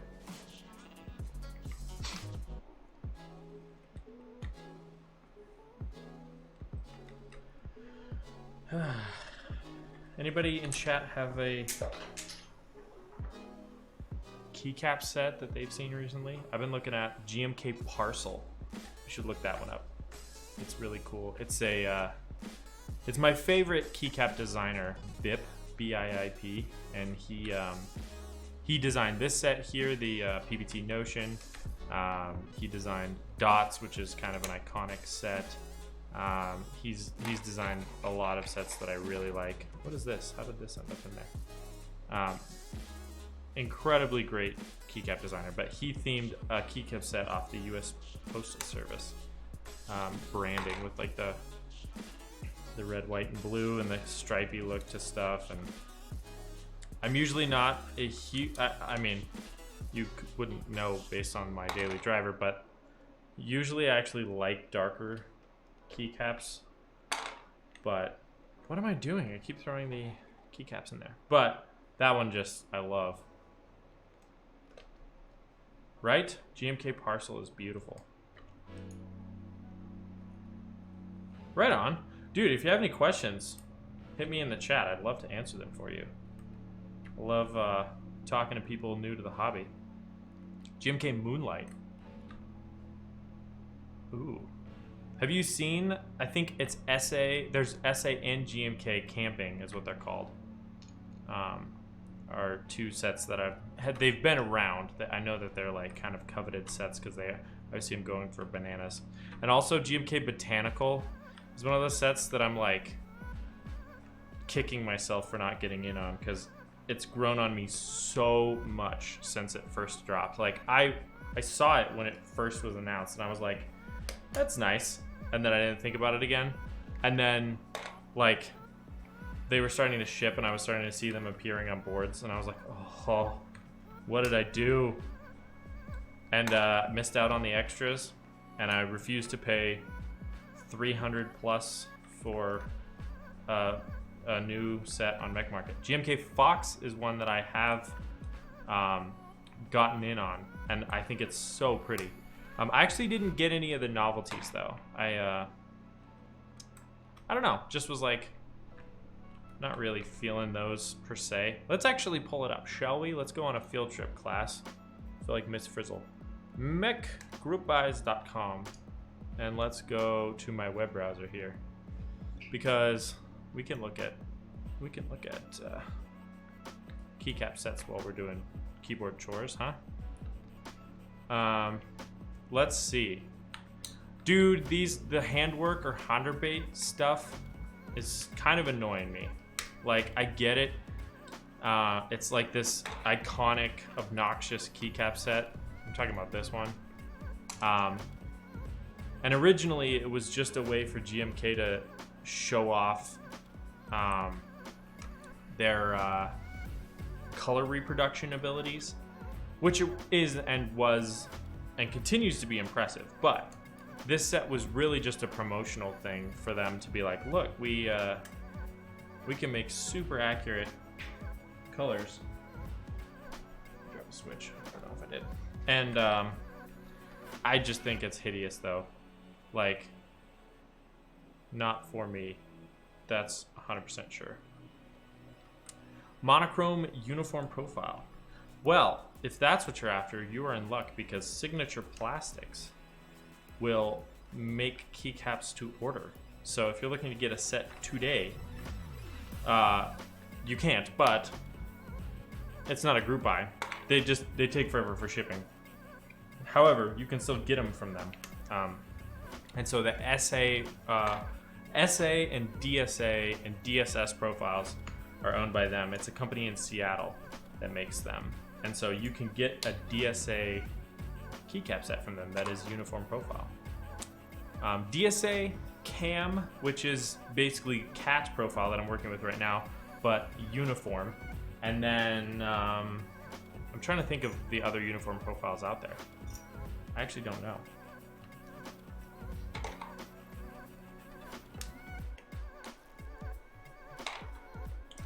Those are the two that come to my mind right off the bat. Of the two, I actually think I like DSA better because it's got a little bit of a scoop to it. But the only cam set that I have that I actually have received is a shiny set. It's Cam Little Pilot, and that one is it's a great set, but just the fact that it's shiny makes it kind of annoying to use because if you're a sweaty boy like me and you get sweaty digits, you can easily sweat it off. But this DSS is like a slightly sculpted version of DSA. Let's see, any other interesting ones? SA Espresso, I love the concept. I just didn't like the color scheme, which is not their fault. It's exactly what it's supposed to be. SA Ramses is cool. It's like an Egyptian themed one, but SA is such a tall profile that it has to be a really good set for me to like it. But this DSS Late Harvest I thought was really interesting too. I think the color scheme is really pretty, but they didn't have, at least when I checked, they didn't have photos of the actual set. Like they hadn't gotten any samples in. And I actually don't have any DSS keycap profiles. It's one of the few profiles that I actually don't have a set of yet. So maybe someday, but I'm not gonna, I don't know, just gonna try it yet. Also GMK Metropolis, that's such a classic. Like the mods, like the blocks and signs, these are just so iconic. I've seen them on so many keyboards and I just love the color scheme of it. I think it's gorgeous, so I get in on that one. Some of these, it's even like, I don't know, it's don't ever call yourself an investor if you're buying keycaps, but it's like, you know that even though it's available right now, there's gonna be someone on the 2nd of June or of May when that keycap group buy closes, and they'll be like, oh no, I wanted that. And so there will be a market for unopened brand new on Mech Market, and you'll be able to charge a fortune if you want to. Not saying you should do that, because I don't know, there's something slightly scummy about that. But GMK Fox, beautiful, I love it. Just such a pretty keycap set. And then also, I thought this was funny, did not get in on it, not super interested in on it, but when it popped up on Novel Keys, I was like, oh, okay, that's funny. I wonder what it costs for them to do a brand deal, because I know Novel Keys has done a brand deal with Star Wars in the past, because they ran a Boba Fett themed keycap set, I believe, and I'm pretty sure they had an extra in stock for years, because I always saw it on their site and it always said one left in stock, but it was like, I want to say like $280 for just a base kit, and I think that was maybe partly because it was an extra and maybe partly because it was a Star Wars branded product, but I was like, cool in concept. But let's see, what do they got in upcoming? What do I have? Oh, GMK Arch or Arc. I think it's Arch. It's based off the Linux distro, which is funny.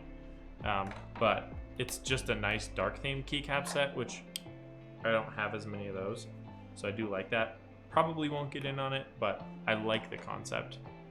And then GMK Alchemy.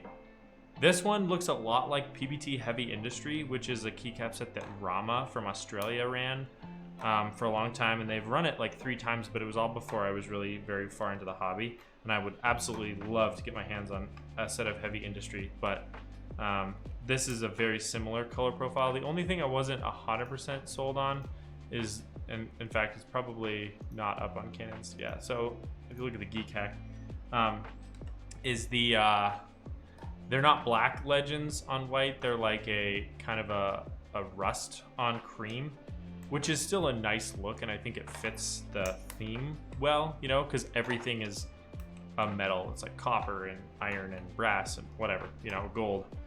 But yeah, I don't know, just not I maybe would have preferred the alphas to be a little bit darker, especially with the way they interact with like the gray on the legends, but still a beautiful set. I would probably get in on that. And then this is another one that I was like, I don't know anything about it, but it's so pretty. And I don't even know how to pronounce it. Huhai, but it's kind of like Honda Bait in terms of like extreme color, but since it's on a dark base, I actually really like it. So still not sold on if I want to get in on that either, but and then wait, let me show you this. This keycap set is, where did it go? Oh no, is it gone? What? I don't see it anymore. It's called GMK Velo. It's gone. I would be very sad if this isn't happening. Indefinitely delayed. Oh no. Dang it, it was supposed to go live in June. But it is so on brand with like the aesthetic of this channel that I cannot not get it if it ever comes to fruition. But that's a bummer. Last week it was still scheduled for having a group buy in June. Well, what you gonna do? What I am going to do right now is install some more switches for our second sound test. Let me fix this.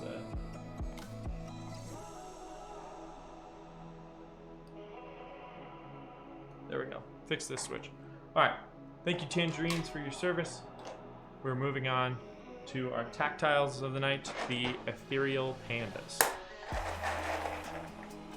As with any switch that has panda in the name, there's a decent amount of hype around these. And I gotta say, while I was working on them, filming them, or lubing them, actually these are not filmed, I kind of dig it.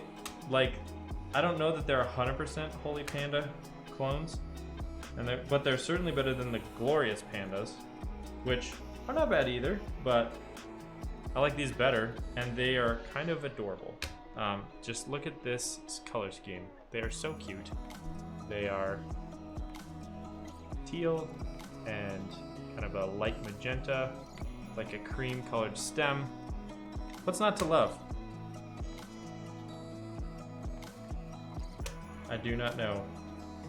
I mean, ironically, it's like, of course you're not going to see that when it's in the board, but I don't know. I can still think about it.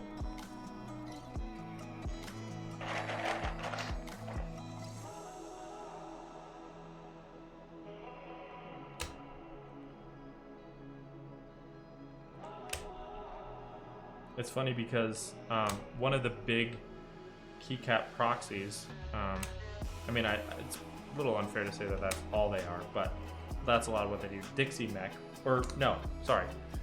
Formerly, the artist formerly known as Dixie Mech, now known as Omnitype, they are usually really good with knowing how long a keycap set's going to take. And so they will take the estimate that GMK gives them for manufacturing time, and then they will add like 4 months to it because they know. But there's been some sets that it's like, I got an email and they're like, yeah, I know when you got in on this group buy, we told you this date, but even with our padding, GMK has already delayed it. So mark your calendars. make sure you're ready to update your shipping addresses. Because I'm moving before that set ever ships, so it's like, I don't know. The nice thing is they're very good about like spamming you with emails right before it ships to be like, make sure this shipping address is correct, because we don't want keycaps going to the wrong person and you having to go beg for your mail. So that's nice. You know what's funny is that moving and changing your mailing address. Oh, so I realize this isn't really pointed at me, so you might not be able to hear me super well. Moving and changing your mailing address is something that terrifies me, even though I've done it like 4 times. I'm always like, there's so much stuff. I'm never gonna remember every single thing I need to change. But it always works out. It's just like, I'm always like petrified. I'm like, there's no way. It's so much work. Why couldn't there just be like a global database where everything draws from? Obviously that's a dumb idea, but like it'd be convenient, and then it's like one spot where I update my mailing address and then everything else changes, but that's dumb. But it'd be convenient. Would you trade security for convenience? I don't know. Some people do. I sometimes do.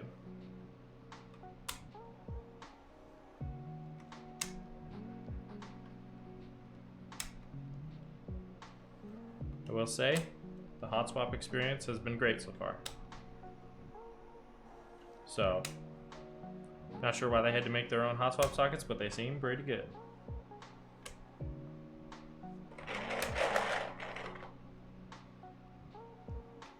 I do love me a tactile switch.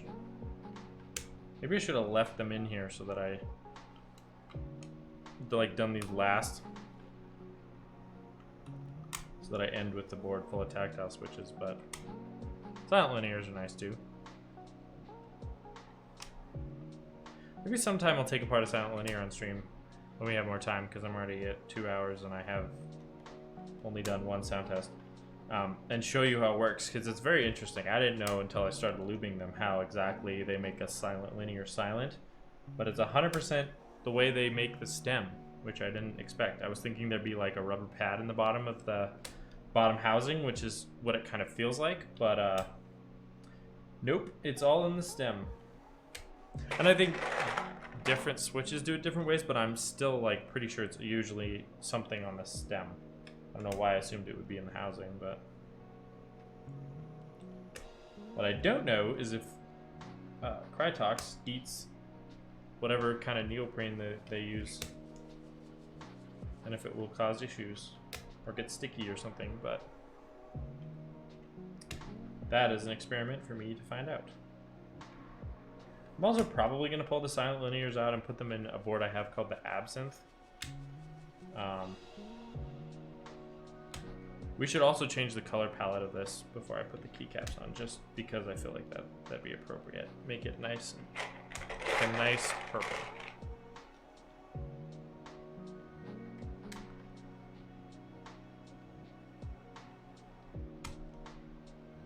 Just so that we're on brand, or maybe even a teal as an homage to what lies beneath the plate.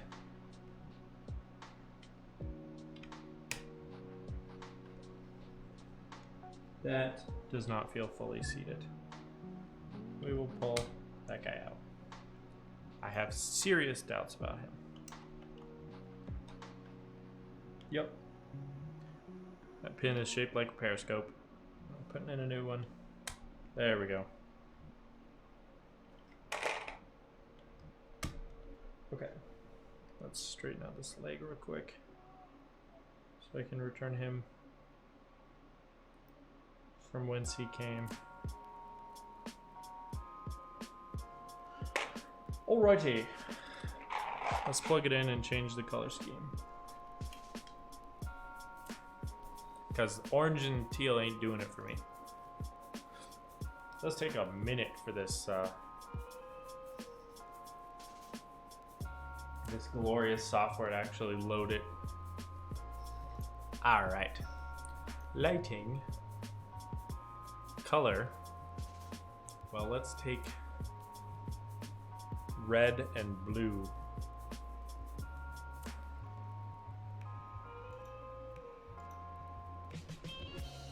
Ah, ain't that nice?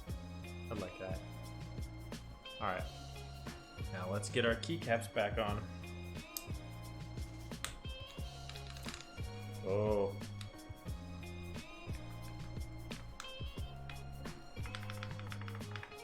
I've noticed that for whatever reason, tactile switches tend to make the mods a little bit rattlier than they would be.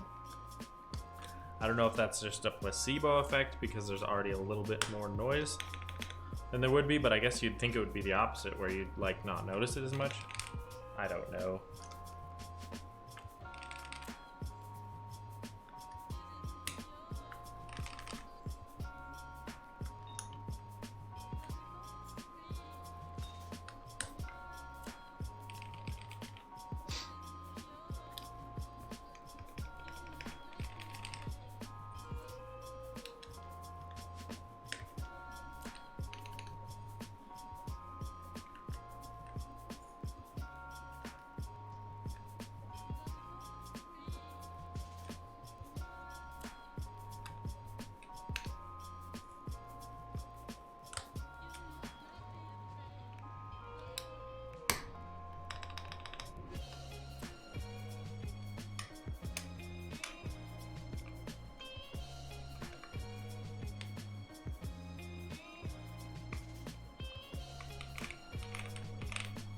Ooh, it's sounding tasty.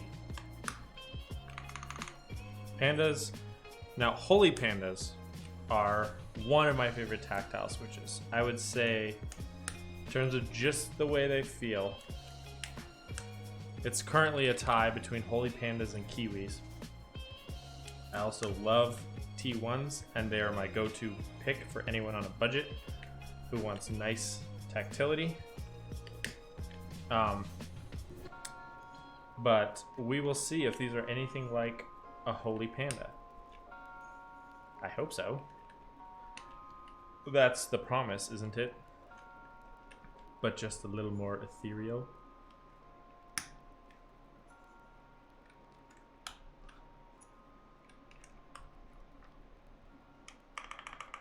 Ooh. What's also funny is that I can hear the audio from my own microphone through my in-ear monitors, so it's like sometimes things sound more rattly just because I'm hearing the noise twice. But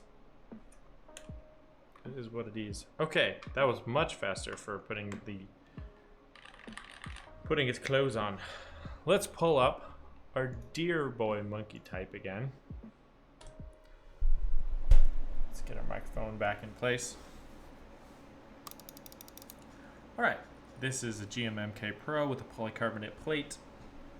Ethereal Pandas, lubed but not filmed, and cat, cat specimen keycaps. All right.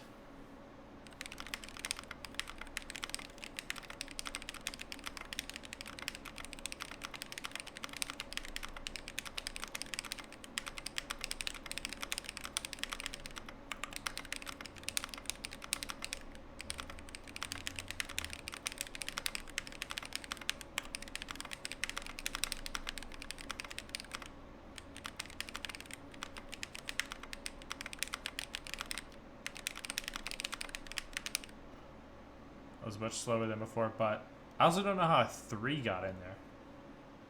Let's listen to some mods.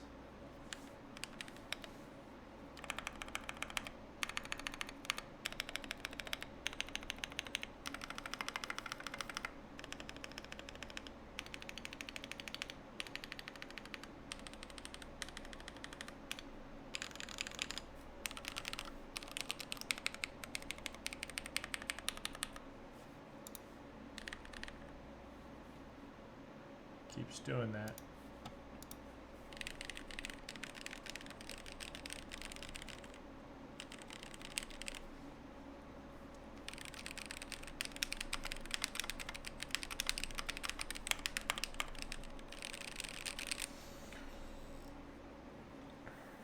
Okay. I would say that my official prognosis for this is that it, at least in its current configuration,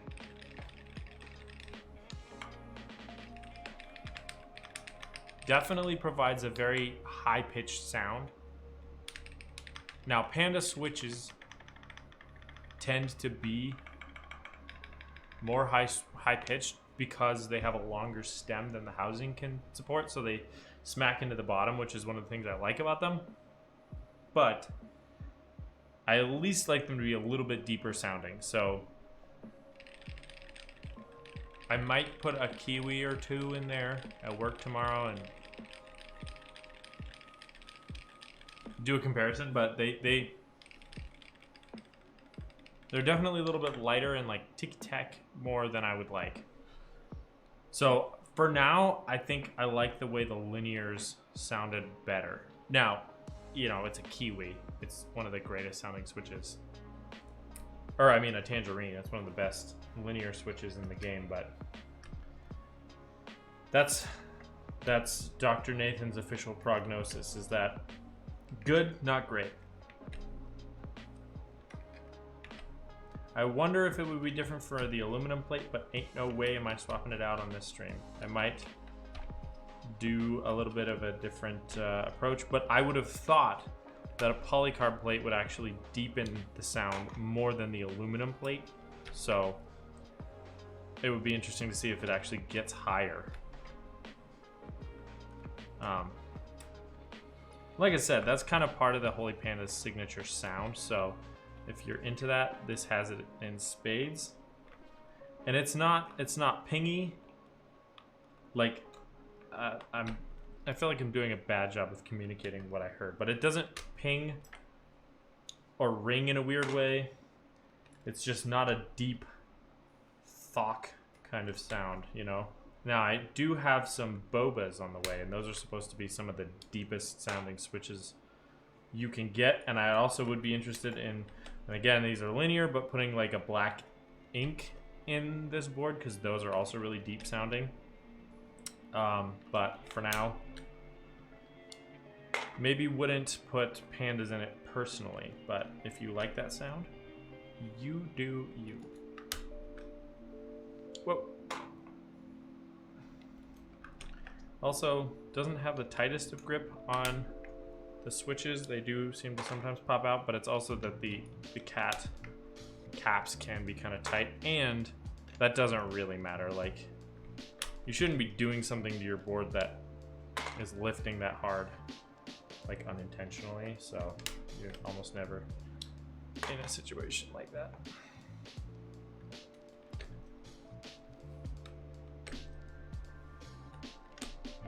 Pretty keycaps though.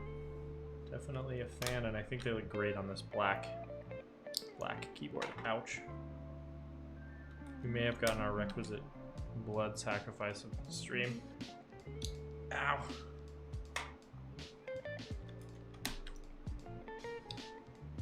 It is saving me a little time in that it's a 2-for-1.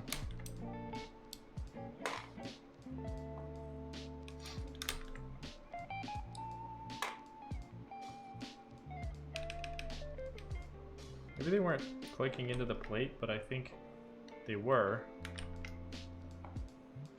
I think part of it's just that I don't always pull them straight up.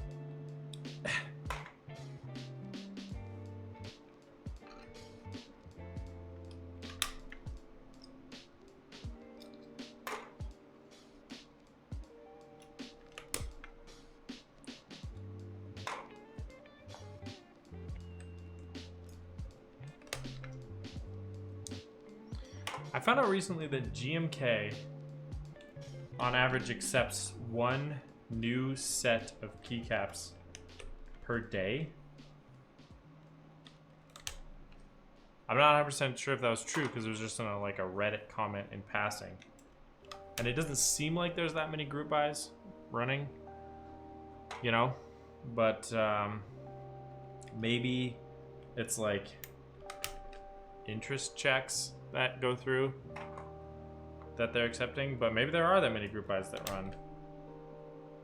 but that seems like a ton. And I guess it's no wonder that it takes so long to get stuff if it's taking, you know, if they're taking a whole set every day, and a lot of them have like custom keys. You know, because every time there's a novelty, you know, with a fox on it, like the GMK Fox ones, well, that's a new mold, you know? Or like I think I mentioned when I was working on that Switch Couture Alice, like they had little Godzilla molds out there somewhere for the novelties, which I love, like the little tiny kaijus. But yeah, I mean, that's work, that's tooling, you know, that you gotta produce. So that's also why they're expensive, and it's doubly expensive because you're not buying them from GMK, you know? Like the designer will create the set, they'll do an interest check probably, and then they'll approach a proxy who will run the group buy, which is a lot of work, and then the proxy will work with GMK and they'll get the set made, and then it'll ship to the proxy, who then handles shipping it out to everyone who bought it, and the proxy needs to get paid, so they have to have a markup, and then GMK has to get paid, so they have to have a markup, and the tooling is expensive inherently, so it's like, that's how you end up with like $140 base kits for some of these sets, or, you know, you'll be 200 plus for one keycap set, which is insane. But then you got your GMK botanicals that are there's not even really any novelties that are.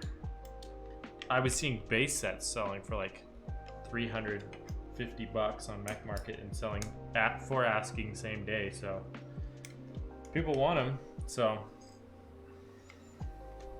guess it's nice that the prices are still kind of low for sets like botanical, because that means you can still get them, like if you get in on it during the group buy, and they don't like upsell you for the ones they think people will really like. And that's what's hard about it too, is it's like if you are trying to play that game, which again I discourage, but if you're trying to play that game of like, should I get keycaps to resell them, it's like you're gonna have to figure out. And you have some data because there are interest checks, but I've never checked to see if the results of an interest check are public knowledge or not. But you can maybe, if you could get access to that, determine what, on average, the public at the time were like, yes, I would buy this, and try to use that to your advantage. But I don't know. It's an interesting game to be playing. That's faux show. Whoa.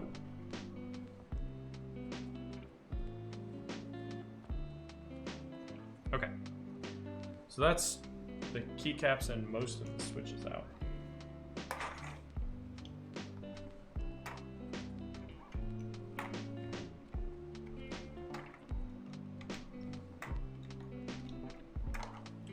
So our final switch, once we have these popped, will be the Silent Alpaca, which should be nice. I am most concerned about these stabilizers. To be honest, if I was planning to use this every single day, like at work, I would probably put in some Duroc stabs or some C3 stabs.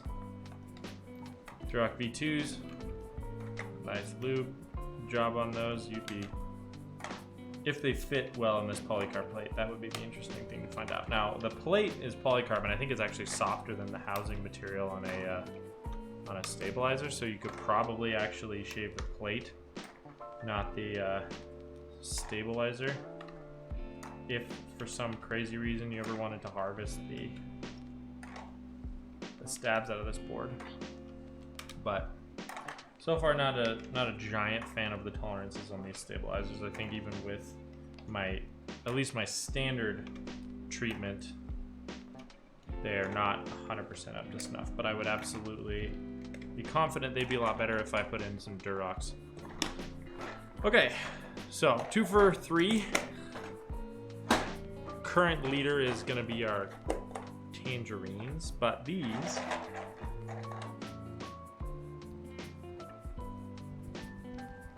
did you hear that? Because I barely did. These are our Silent Alpacas, and they are quiet. So our sound test is going to be very interesting.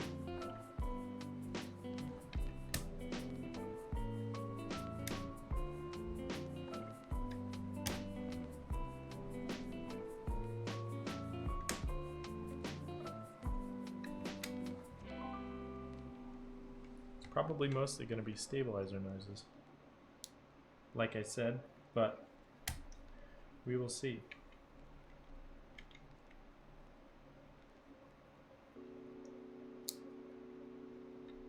These were also filmed after being lubed, so some of them are not seated fully, and so they're having trouble inserting into the plate. Takes a little bit of extra time to go through them all and make sure that they're okay.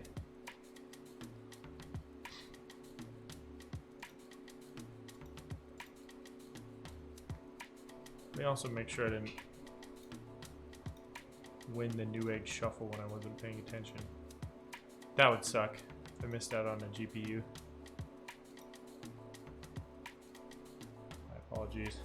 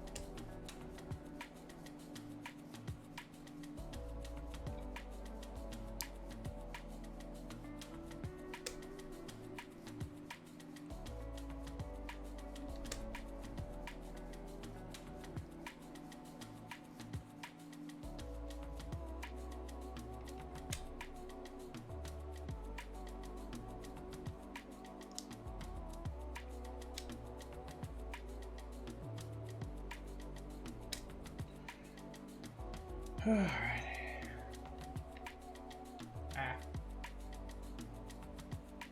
I do notice that the Ethereal Pandas had much stiffer, like the copper leads on them.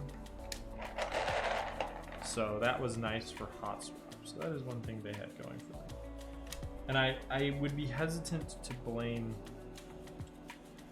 100% of the way I feel about their sound on the switches. I should get them. I have a candy bar, which is a tray mount, so it's not the greatest mounting system, but it's a solid aluminum board that I'm very familiar with the sound of, and I should put them in there and do a comparison. And I guess I could actually chuck some real Holy Pandas in there because I have enough lying around that I could do that and just try out at least a couple rows worth. I have a 65% that was built with them. That's hot swap, so I could pull them out of that. And I also have, oh boy, that felt like it went in weird. I also have some extras for from some other builds. Why is that one so hard?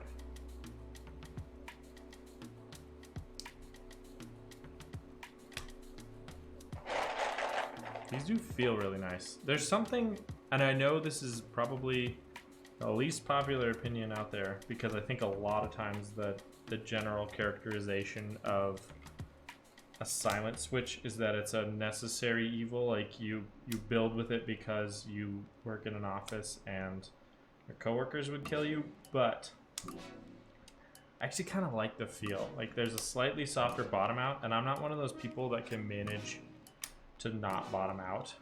I know there's people who can, and they say it's the ergonomic thing to do, but it ain't me. So for that reason, I actually kind of like them. I have them in this board. Kind of nice for streaming because you're not making tons of noise with your board.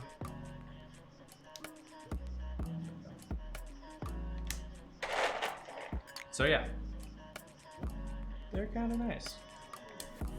like no tactile feedback, and even less than on a normal linear that has a hard bottom out, but you know.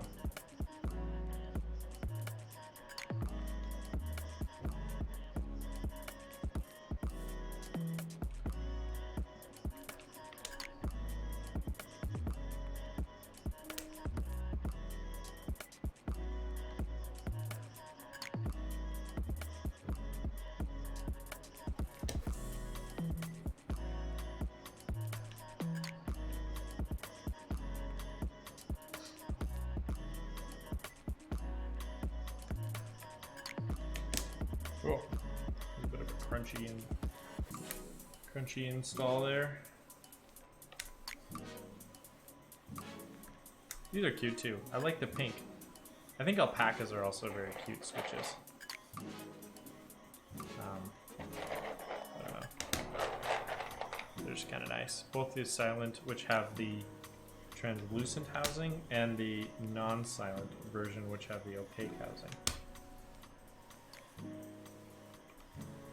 I love Prime KB, that's where I get these from, so I always like to support those guys because they're probably my favorite keyboard vendor.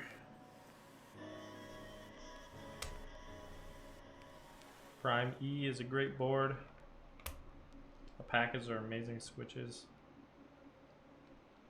at a decent price, and they're the best place you can get T1 switches as well. And actually stabilizers. I actually bought a ton of stabilizers from them at one point because they had a bunch of Durox, and I was looking at my schedule of upcoming builds, and I was like, oh, I need a lot of stabilizers, so I picked up a ton, like, I don't know, like 52U stabilizers or something ridiculous like that because I had a lot going on, and then a bunch of 6.25 and 7s. Speaking of 7U stabs, I think that's what the Ramakara uses, and I'm pretty sure mine is going to ship soon because they said on their Instagram story that Ramakara units were shipping soon, and I'm very excited. I've never used an HHKB layout, which the uninitiated does not have the control in Windows. So basically, the main difference is that it's a 60%, so it doesn't have the arrow keys. It's just like if you took a full-size keyboard and cut off the nav cluster, the F row, and the numpad. But then they also take away the two, so on either side of the spacebar there's only one extra modifier. And so caps lock becomes control, which I actually really like because I hate caps lock. I despise it. I always accidentally hit it, and I so rarely need caps lock that it's like the ideal thing to have be hidden under a function layer. But no, here it is on every keyboard, just bigger than most keys, chilling on the side. What are you doing? So yeah, if that could be controlled, that would actually be kind of nice because it's really easy to hit. Although I'm so used to hitting it with my pinky that it would be a little weird. So, anyways, that'll be fun to get used to, but I'm really excited. I got mine in the Soyu colorway, which is kind of a beige. So I'm trying to decide what, I have the switches picked out. I just need to pick out the keycaps. Possibly steal them, because I was thinking about using Kaiju from my Switch Couture Alice, but, alright. Let's install some keycaps. These already are like sliding onto the stems a lot easier, so I think if I pull these, I'm not gonna take this apart one at the end because that'd be kind of pointless, but I can already tell you that they wouldn't be popping out of the plate so much. So I think it's actually the stems of the Ethereal Pandas are a little big, which is why those switches kept coming out when I was removing them. These are just, they're going on like butter.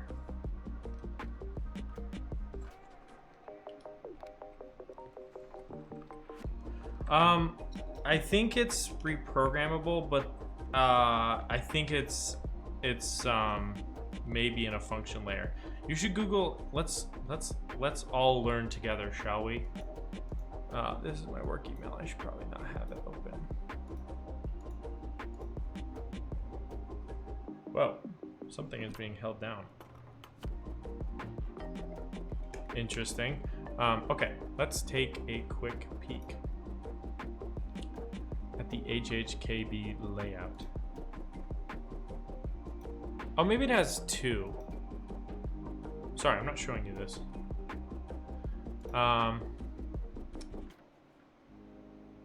So it looks like it's an Alt key and then another key, which is most likely Windows, and then Control is where Caps usually is, which is cool. I like that. And then they use the short shift with the function on the side, which I think is really smart. I hate when keyboards have such a massive right shift because it's a key that I barely use anyways. So, anyways. I think that's smart. Oh. Is the down key sticking? What was going on there? Nope. Alright, board's fine. Nobody panic.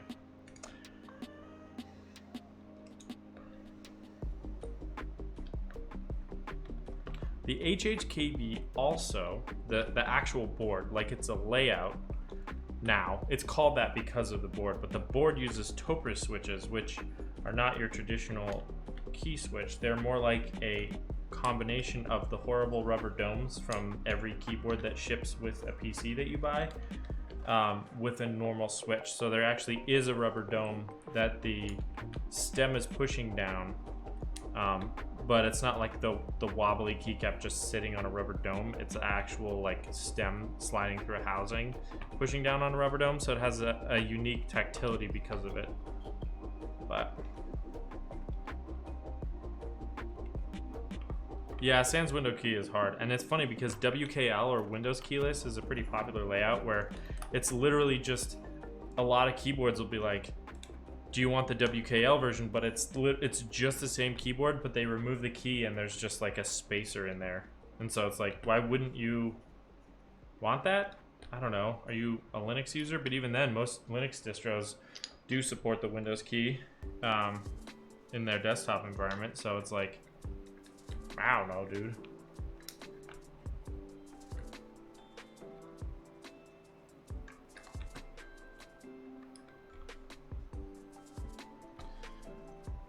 I have been building bootable USB drives lately. So I have one for Ubuntu desktop 2004, one for Ubuntu server 2004, Arch Linux, Windows 10, and one other that I suddenly am forgetting. It's kind of nice to just always have one on hand. You never have one when you need one, you know? All right, sound test time. For the record, this is a glorious GMMK Pro with a polycarbonate plate, lubed stabilizers, lubed and filmed silent alpacas and cat specimen keycaps.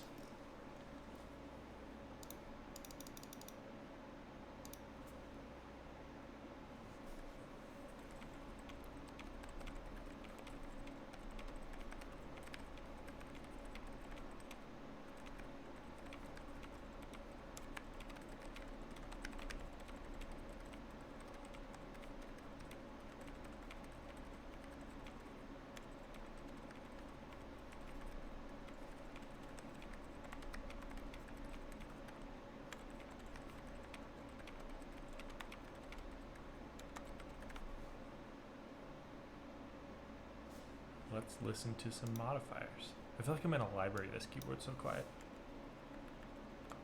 Can you hear that?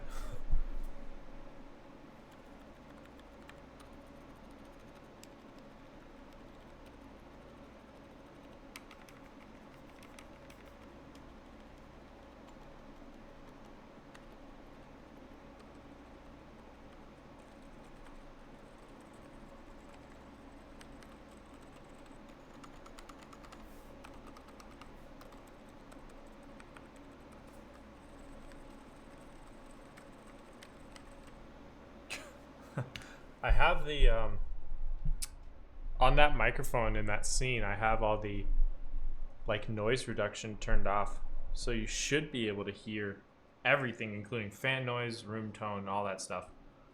Man, that's quiet. And even the mods, other than the spacebar, which has a little bit of clack to it, the shift, the enter, the backspace, they're all super acceptable. And I bet I could get that spacebar sounding like $1 million with a little bit of extra effort. A little bit of extra lube. Dude, right? It's madness. This is very impressive. This is what I was hoping that this board would be great at. Is the gasket mounts, the foam on the bottom and the top, the polycarbonate is just a recipe for a nice feeling, because it's got a little bit of give on the deck, you know, when you're pushing down. It has a little bit of give, but it feels good, and it's quiet as all get out. Like, this is like your coworker dream if you're in a cubicle, you know, give them this thing. And it feels awesome. Like, they're the smoothest, they're such smooth linears. They're not quite to like the Tangerine level, but that's hard to do. But they're alpacas. I mean, come on, like they're like top 3 for sure, and they're just a silenced version of that. So that is neat. I like that. And you know what? Let me show you how this switch works. I think it's really cool. These are the screws we don't need anymore. So let's put them somewhere where I won't forget them. But let's pop open a switch here. And I will show you how it works, because I think it's clever.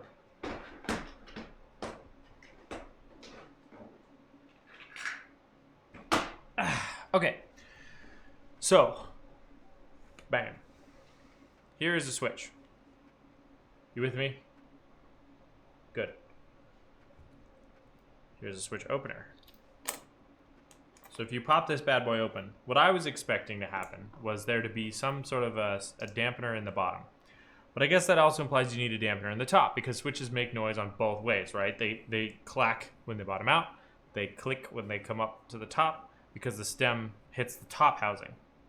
But as you can see, this is the most normal looking bottom housing, the most normal looking top housing. However, this is where the silencing comes into play. On a normal switch, and we can open one so you can see. Let's pop open a kiwi. I keep saying that. It's a tangerine. Okay, so here's a little comparison. So as you can see, let's do this. Spring, spring. Bottom housing, bottom housing. Top housing, top housing. Everything looks very similar. However, when you look at the side view of these two stems, that's where the difference is.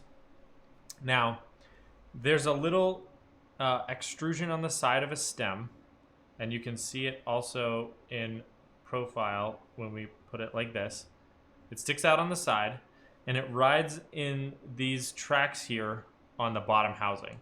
That's what keeps it aligned, as well as this pole in the middle that goes into this hole here. That keeps the whole thing straight up and down. That's the rail that it travels on. That is also what makes noise. It's the bottom of this flat piece here. It's the bottom of the stem potentially, and especially in a Holy Panda. And then it's the top here when it reaches the top again that make noise on both directions. And on a silent alpaca, rather than having it be a single piece of molded plastic like every other switch, they produced stems with no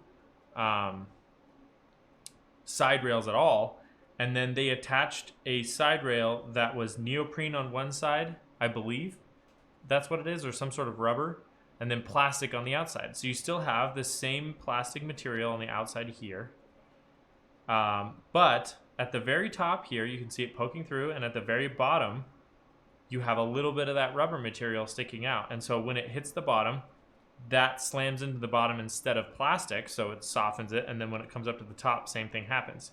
I just thought that was really clever that they just made it a sandwich. Like, it works so well, and it's simple.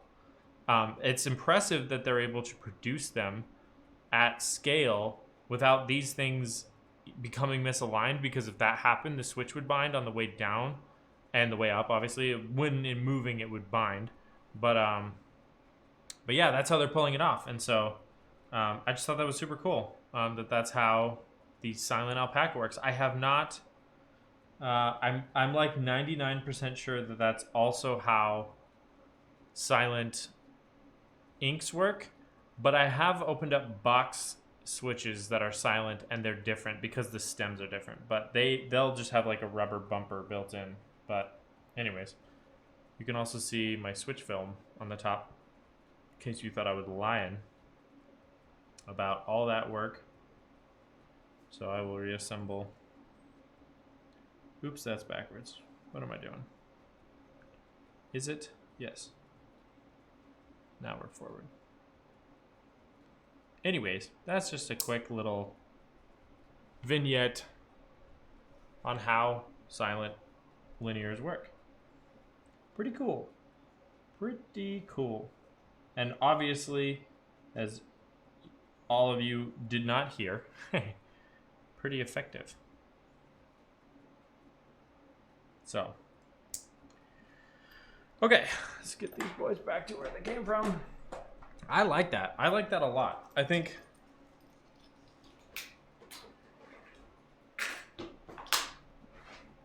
it's a solid board. I think it's a good feeling board.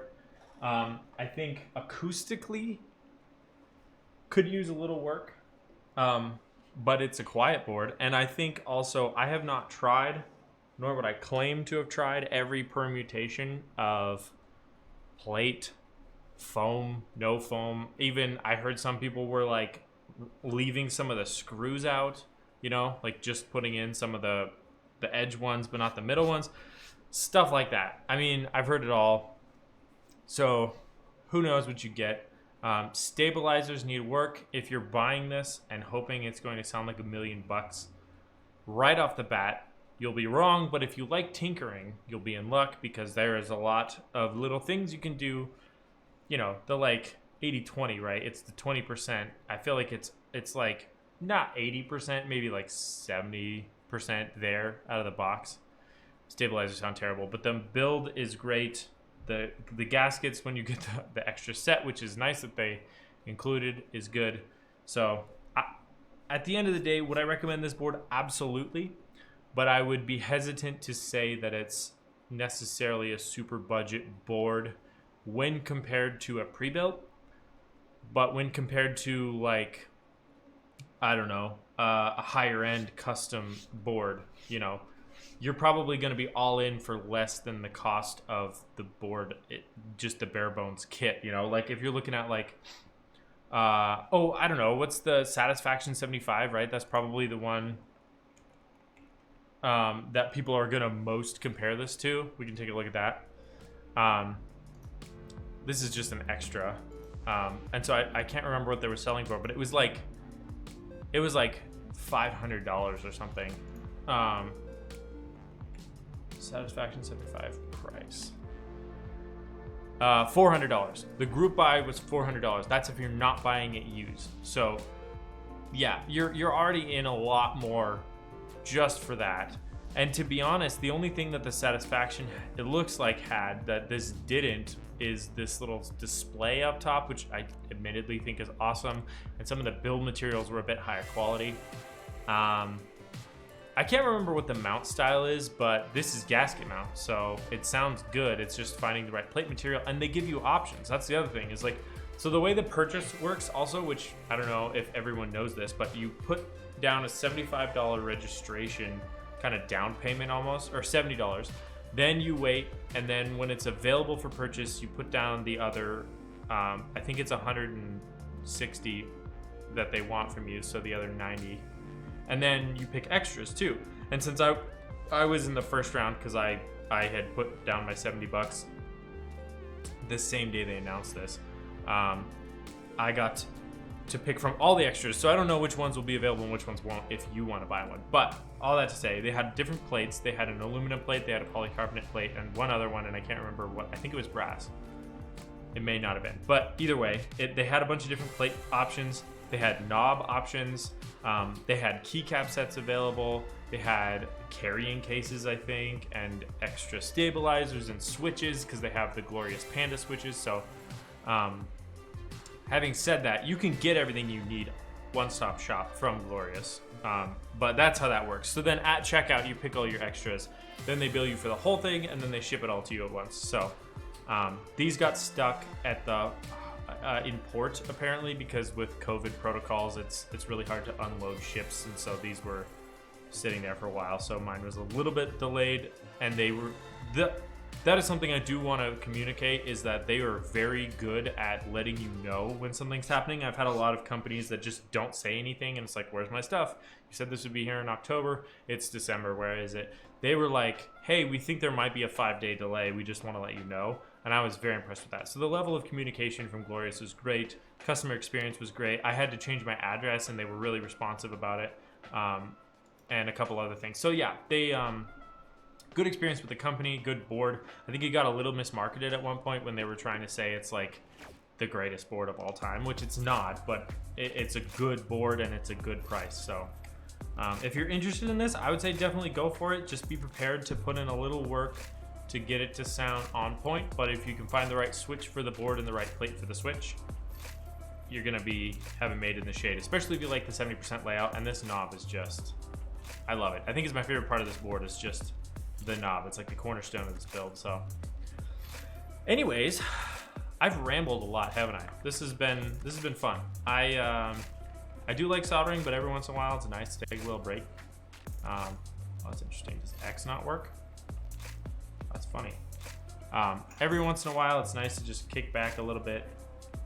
Did I never type an X in that entire speed test? And you know, just hang out. Oh, yep, that's a bent pin. Hang out with the boys, build some boards, play with some boards, do some sound tests. So that was great. There we go. Now it's working. That's funny. Yeah. Also, I really like this keycap set, Cat Specimen. Not that you can buy it right now, unless you buy it used, or third party or aftermarket or whatever you call it. But cool. Well, that is all I had for the day. Thank you for joining me. I really like building keyboards with y'all. It's super fun. I'm gonna start promoting my build services this week, so hopefully I'll have some client work coming in, not just random, not chores, but miscellaneous things that I've had going on. But until then, I have some stuff coming up. I have an Absinthe, which I might be building with these silent linears. We will see. I have a Vortex Race 3 that I'm rebuilding. That's a pre-built that I will be swapping switches on, so that'll be fun. I have a NK65 Milkshake Edition that I want to pull the switches, lube them, deal with the stabs as much as I can because they're plate mount. I have an interesting little board, sneak peek. It's called a Mercutio or Mercutio. I don't know really how to pronounce that, but it's a 40%, so it's a little tiny guy. And I think that'll be super fun to build, as well as a basket weave. I have a huge project with a DOS keyboard that I'm actually pretty close to being ready on. And that I'll actually be using Glorious's Holy Panda clone, the Glorious Panda. So that'll be interesting. Like I said, my Ramakara might be shipping soon. So I mean, I got a lot of stuff coming up. And then if a nibble ever pops up on Amazon, I will buy it and build it for Kyle. So yeah. Having said that, thank you for joining me. It was super fun building keyboards with my small Twitch community. I really enjoy it, and yeah, I'm looking forward to upcoming build streams. You can catch me every Monday at 6 p.m. Mountain. So convert that to whatever time zone you're from. You can find me on YouTube. You can find me on Discord. Let me post my socials right here. And yeah, you can find me on my website if you're interested in my build services. But Let's see if there's anyone out there, because I always forget to raid people, and I mean, I know I only have like 5 or 6 viewers at a time, but let's see if there's anyone that I would like to raid today.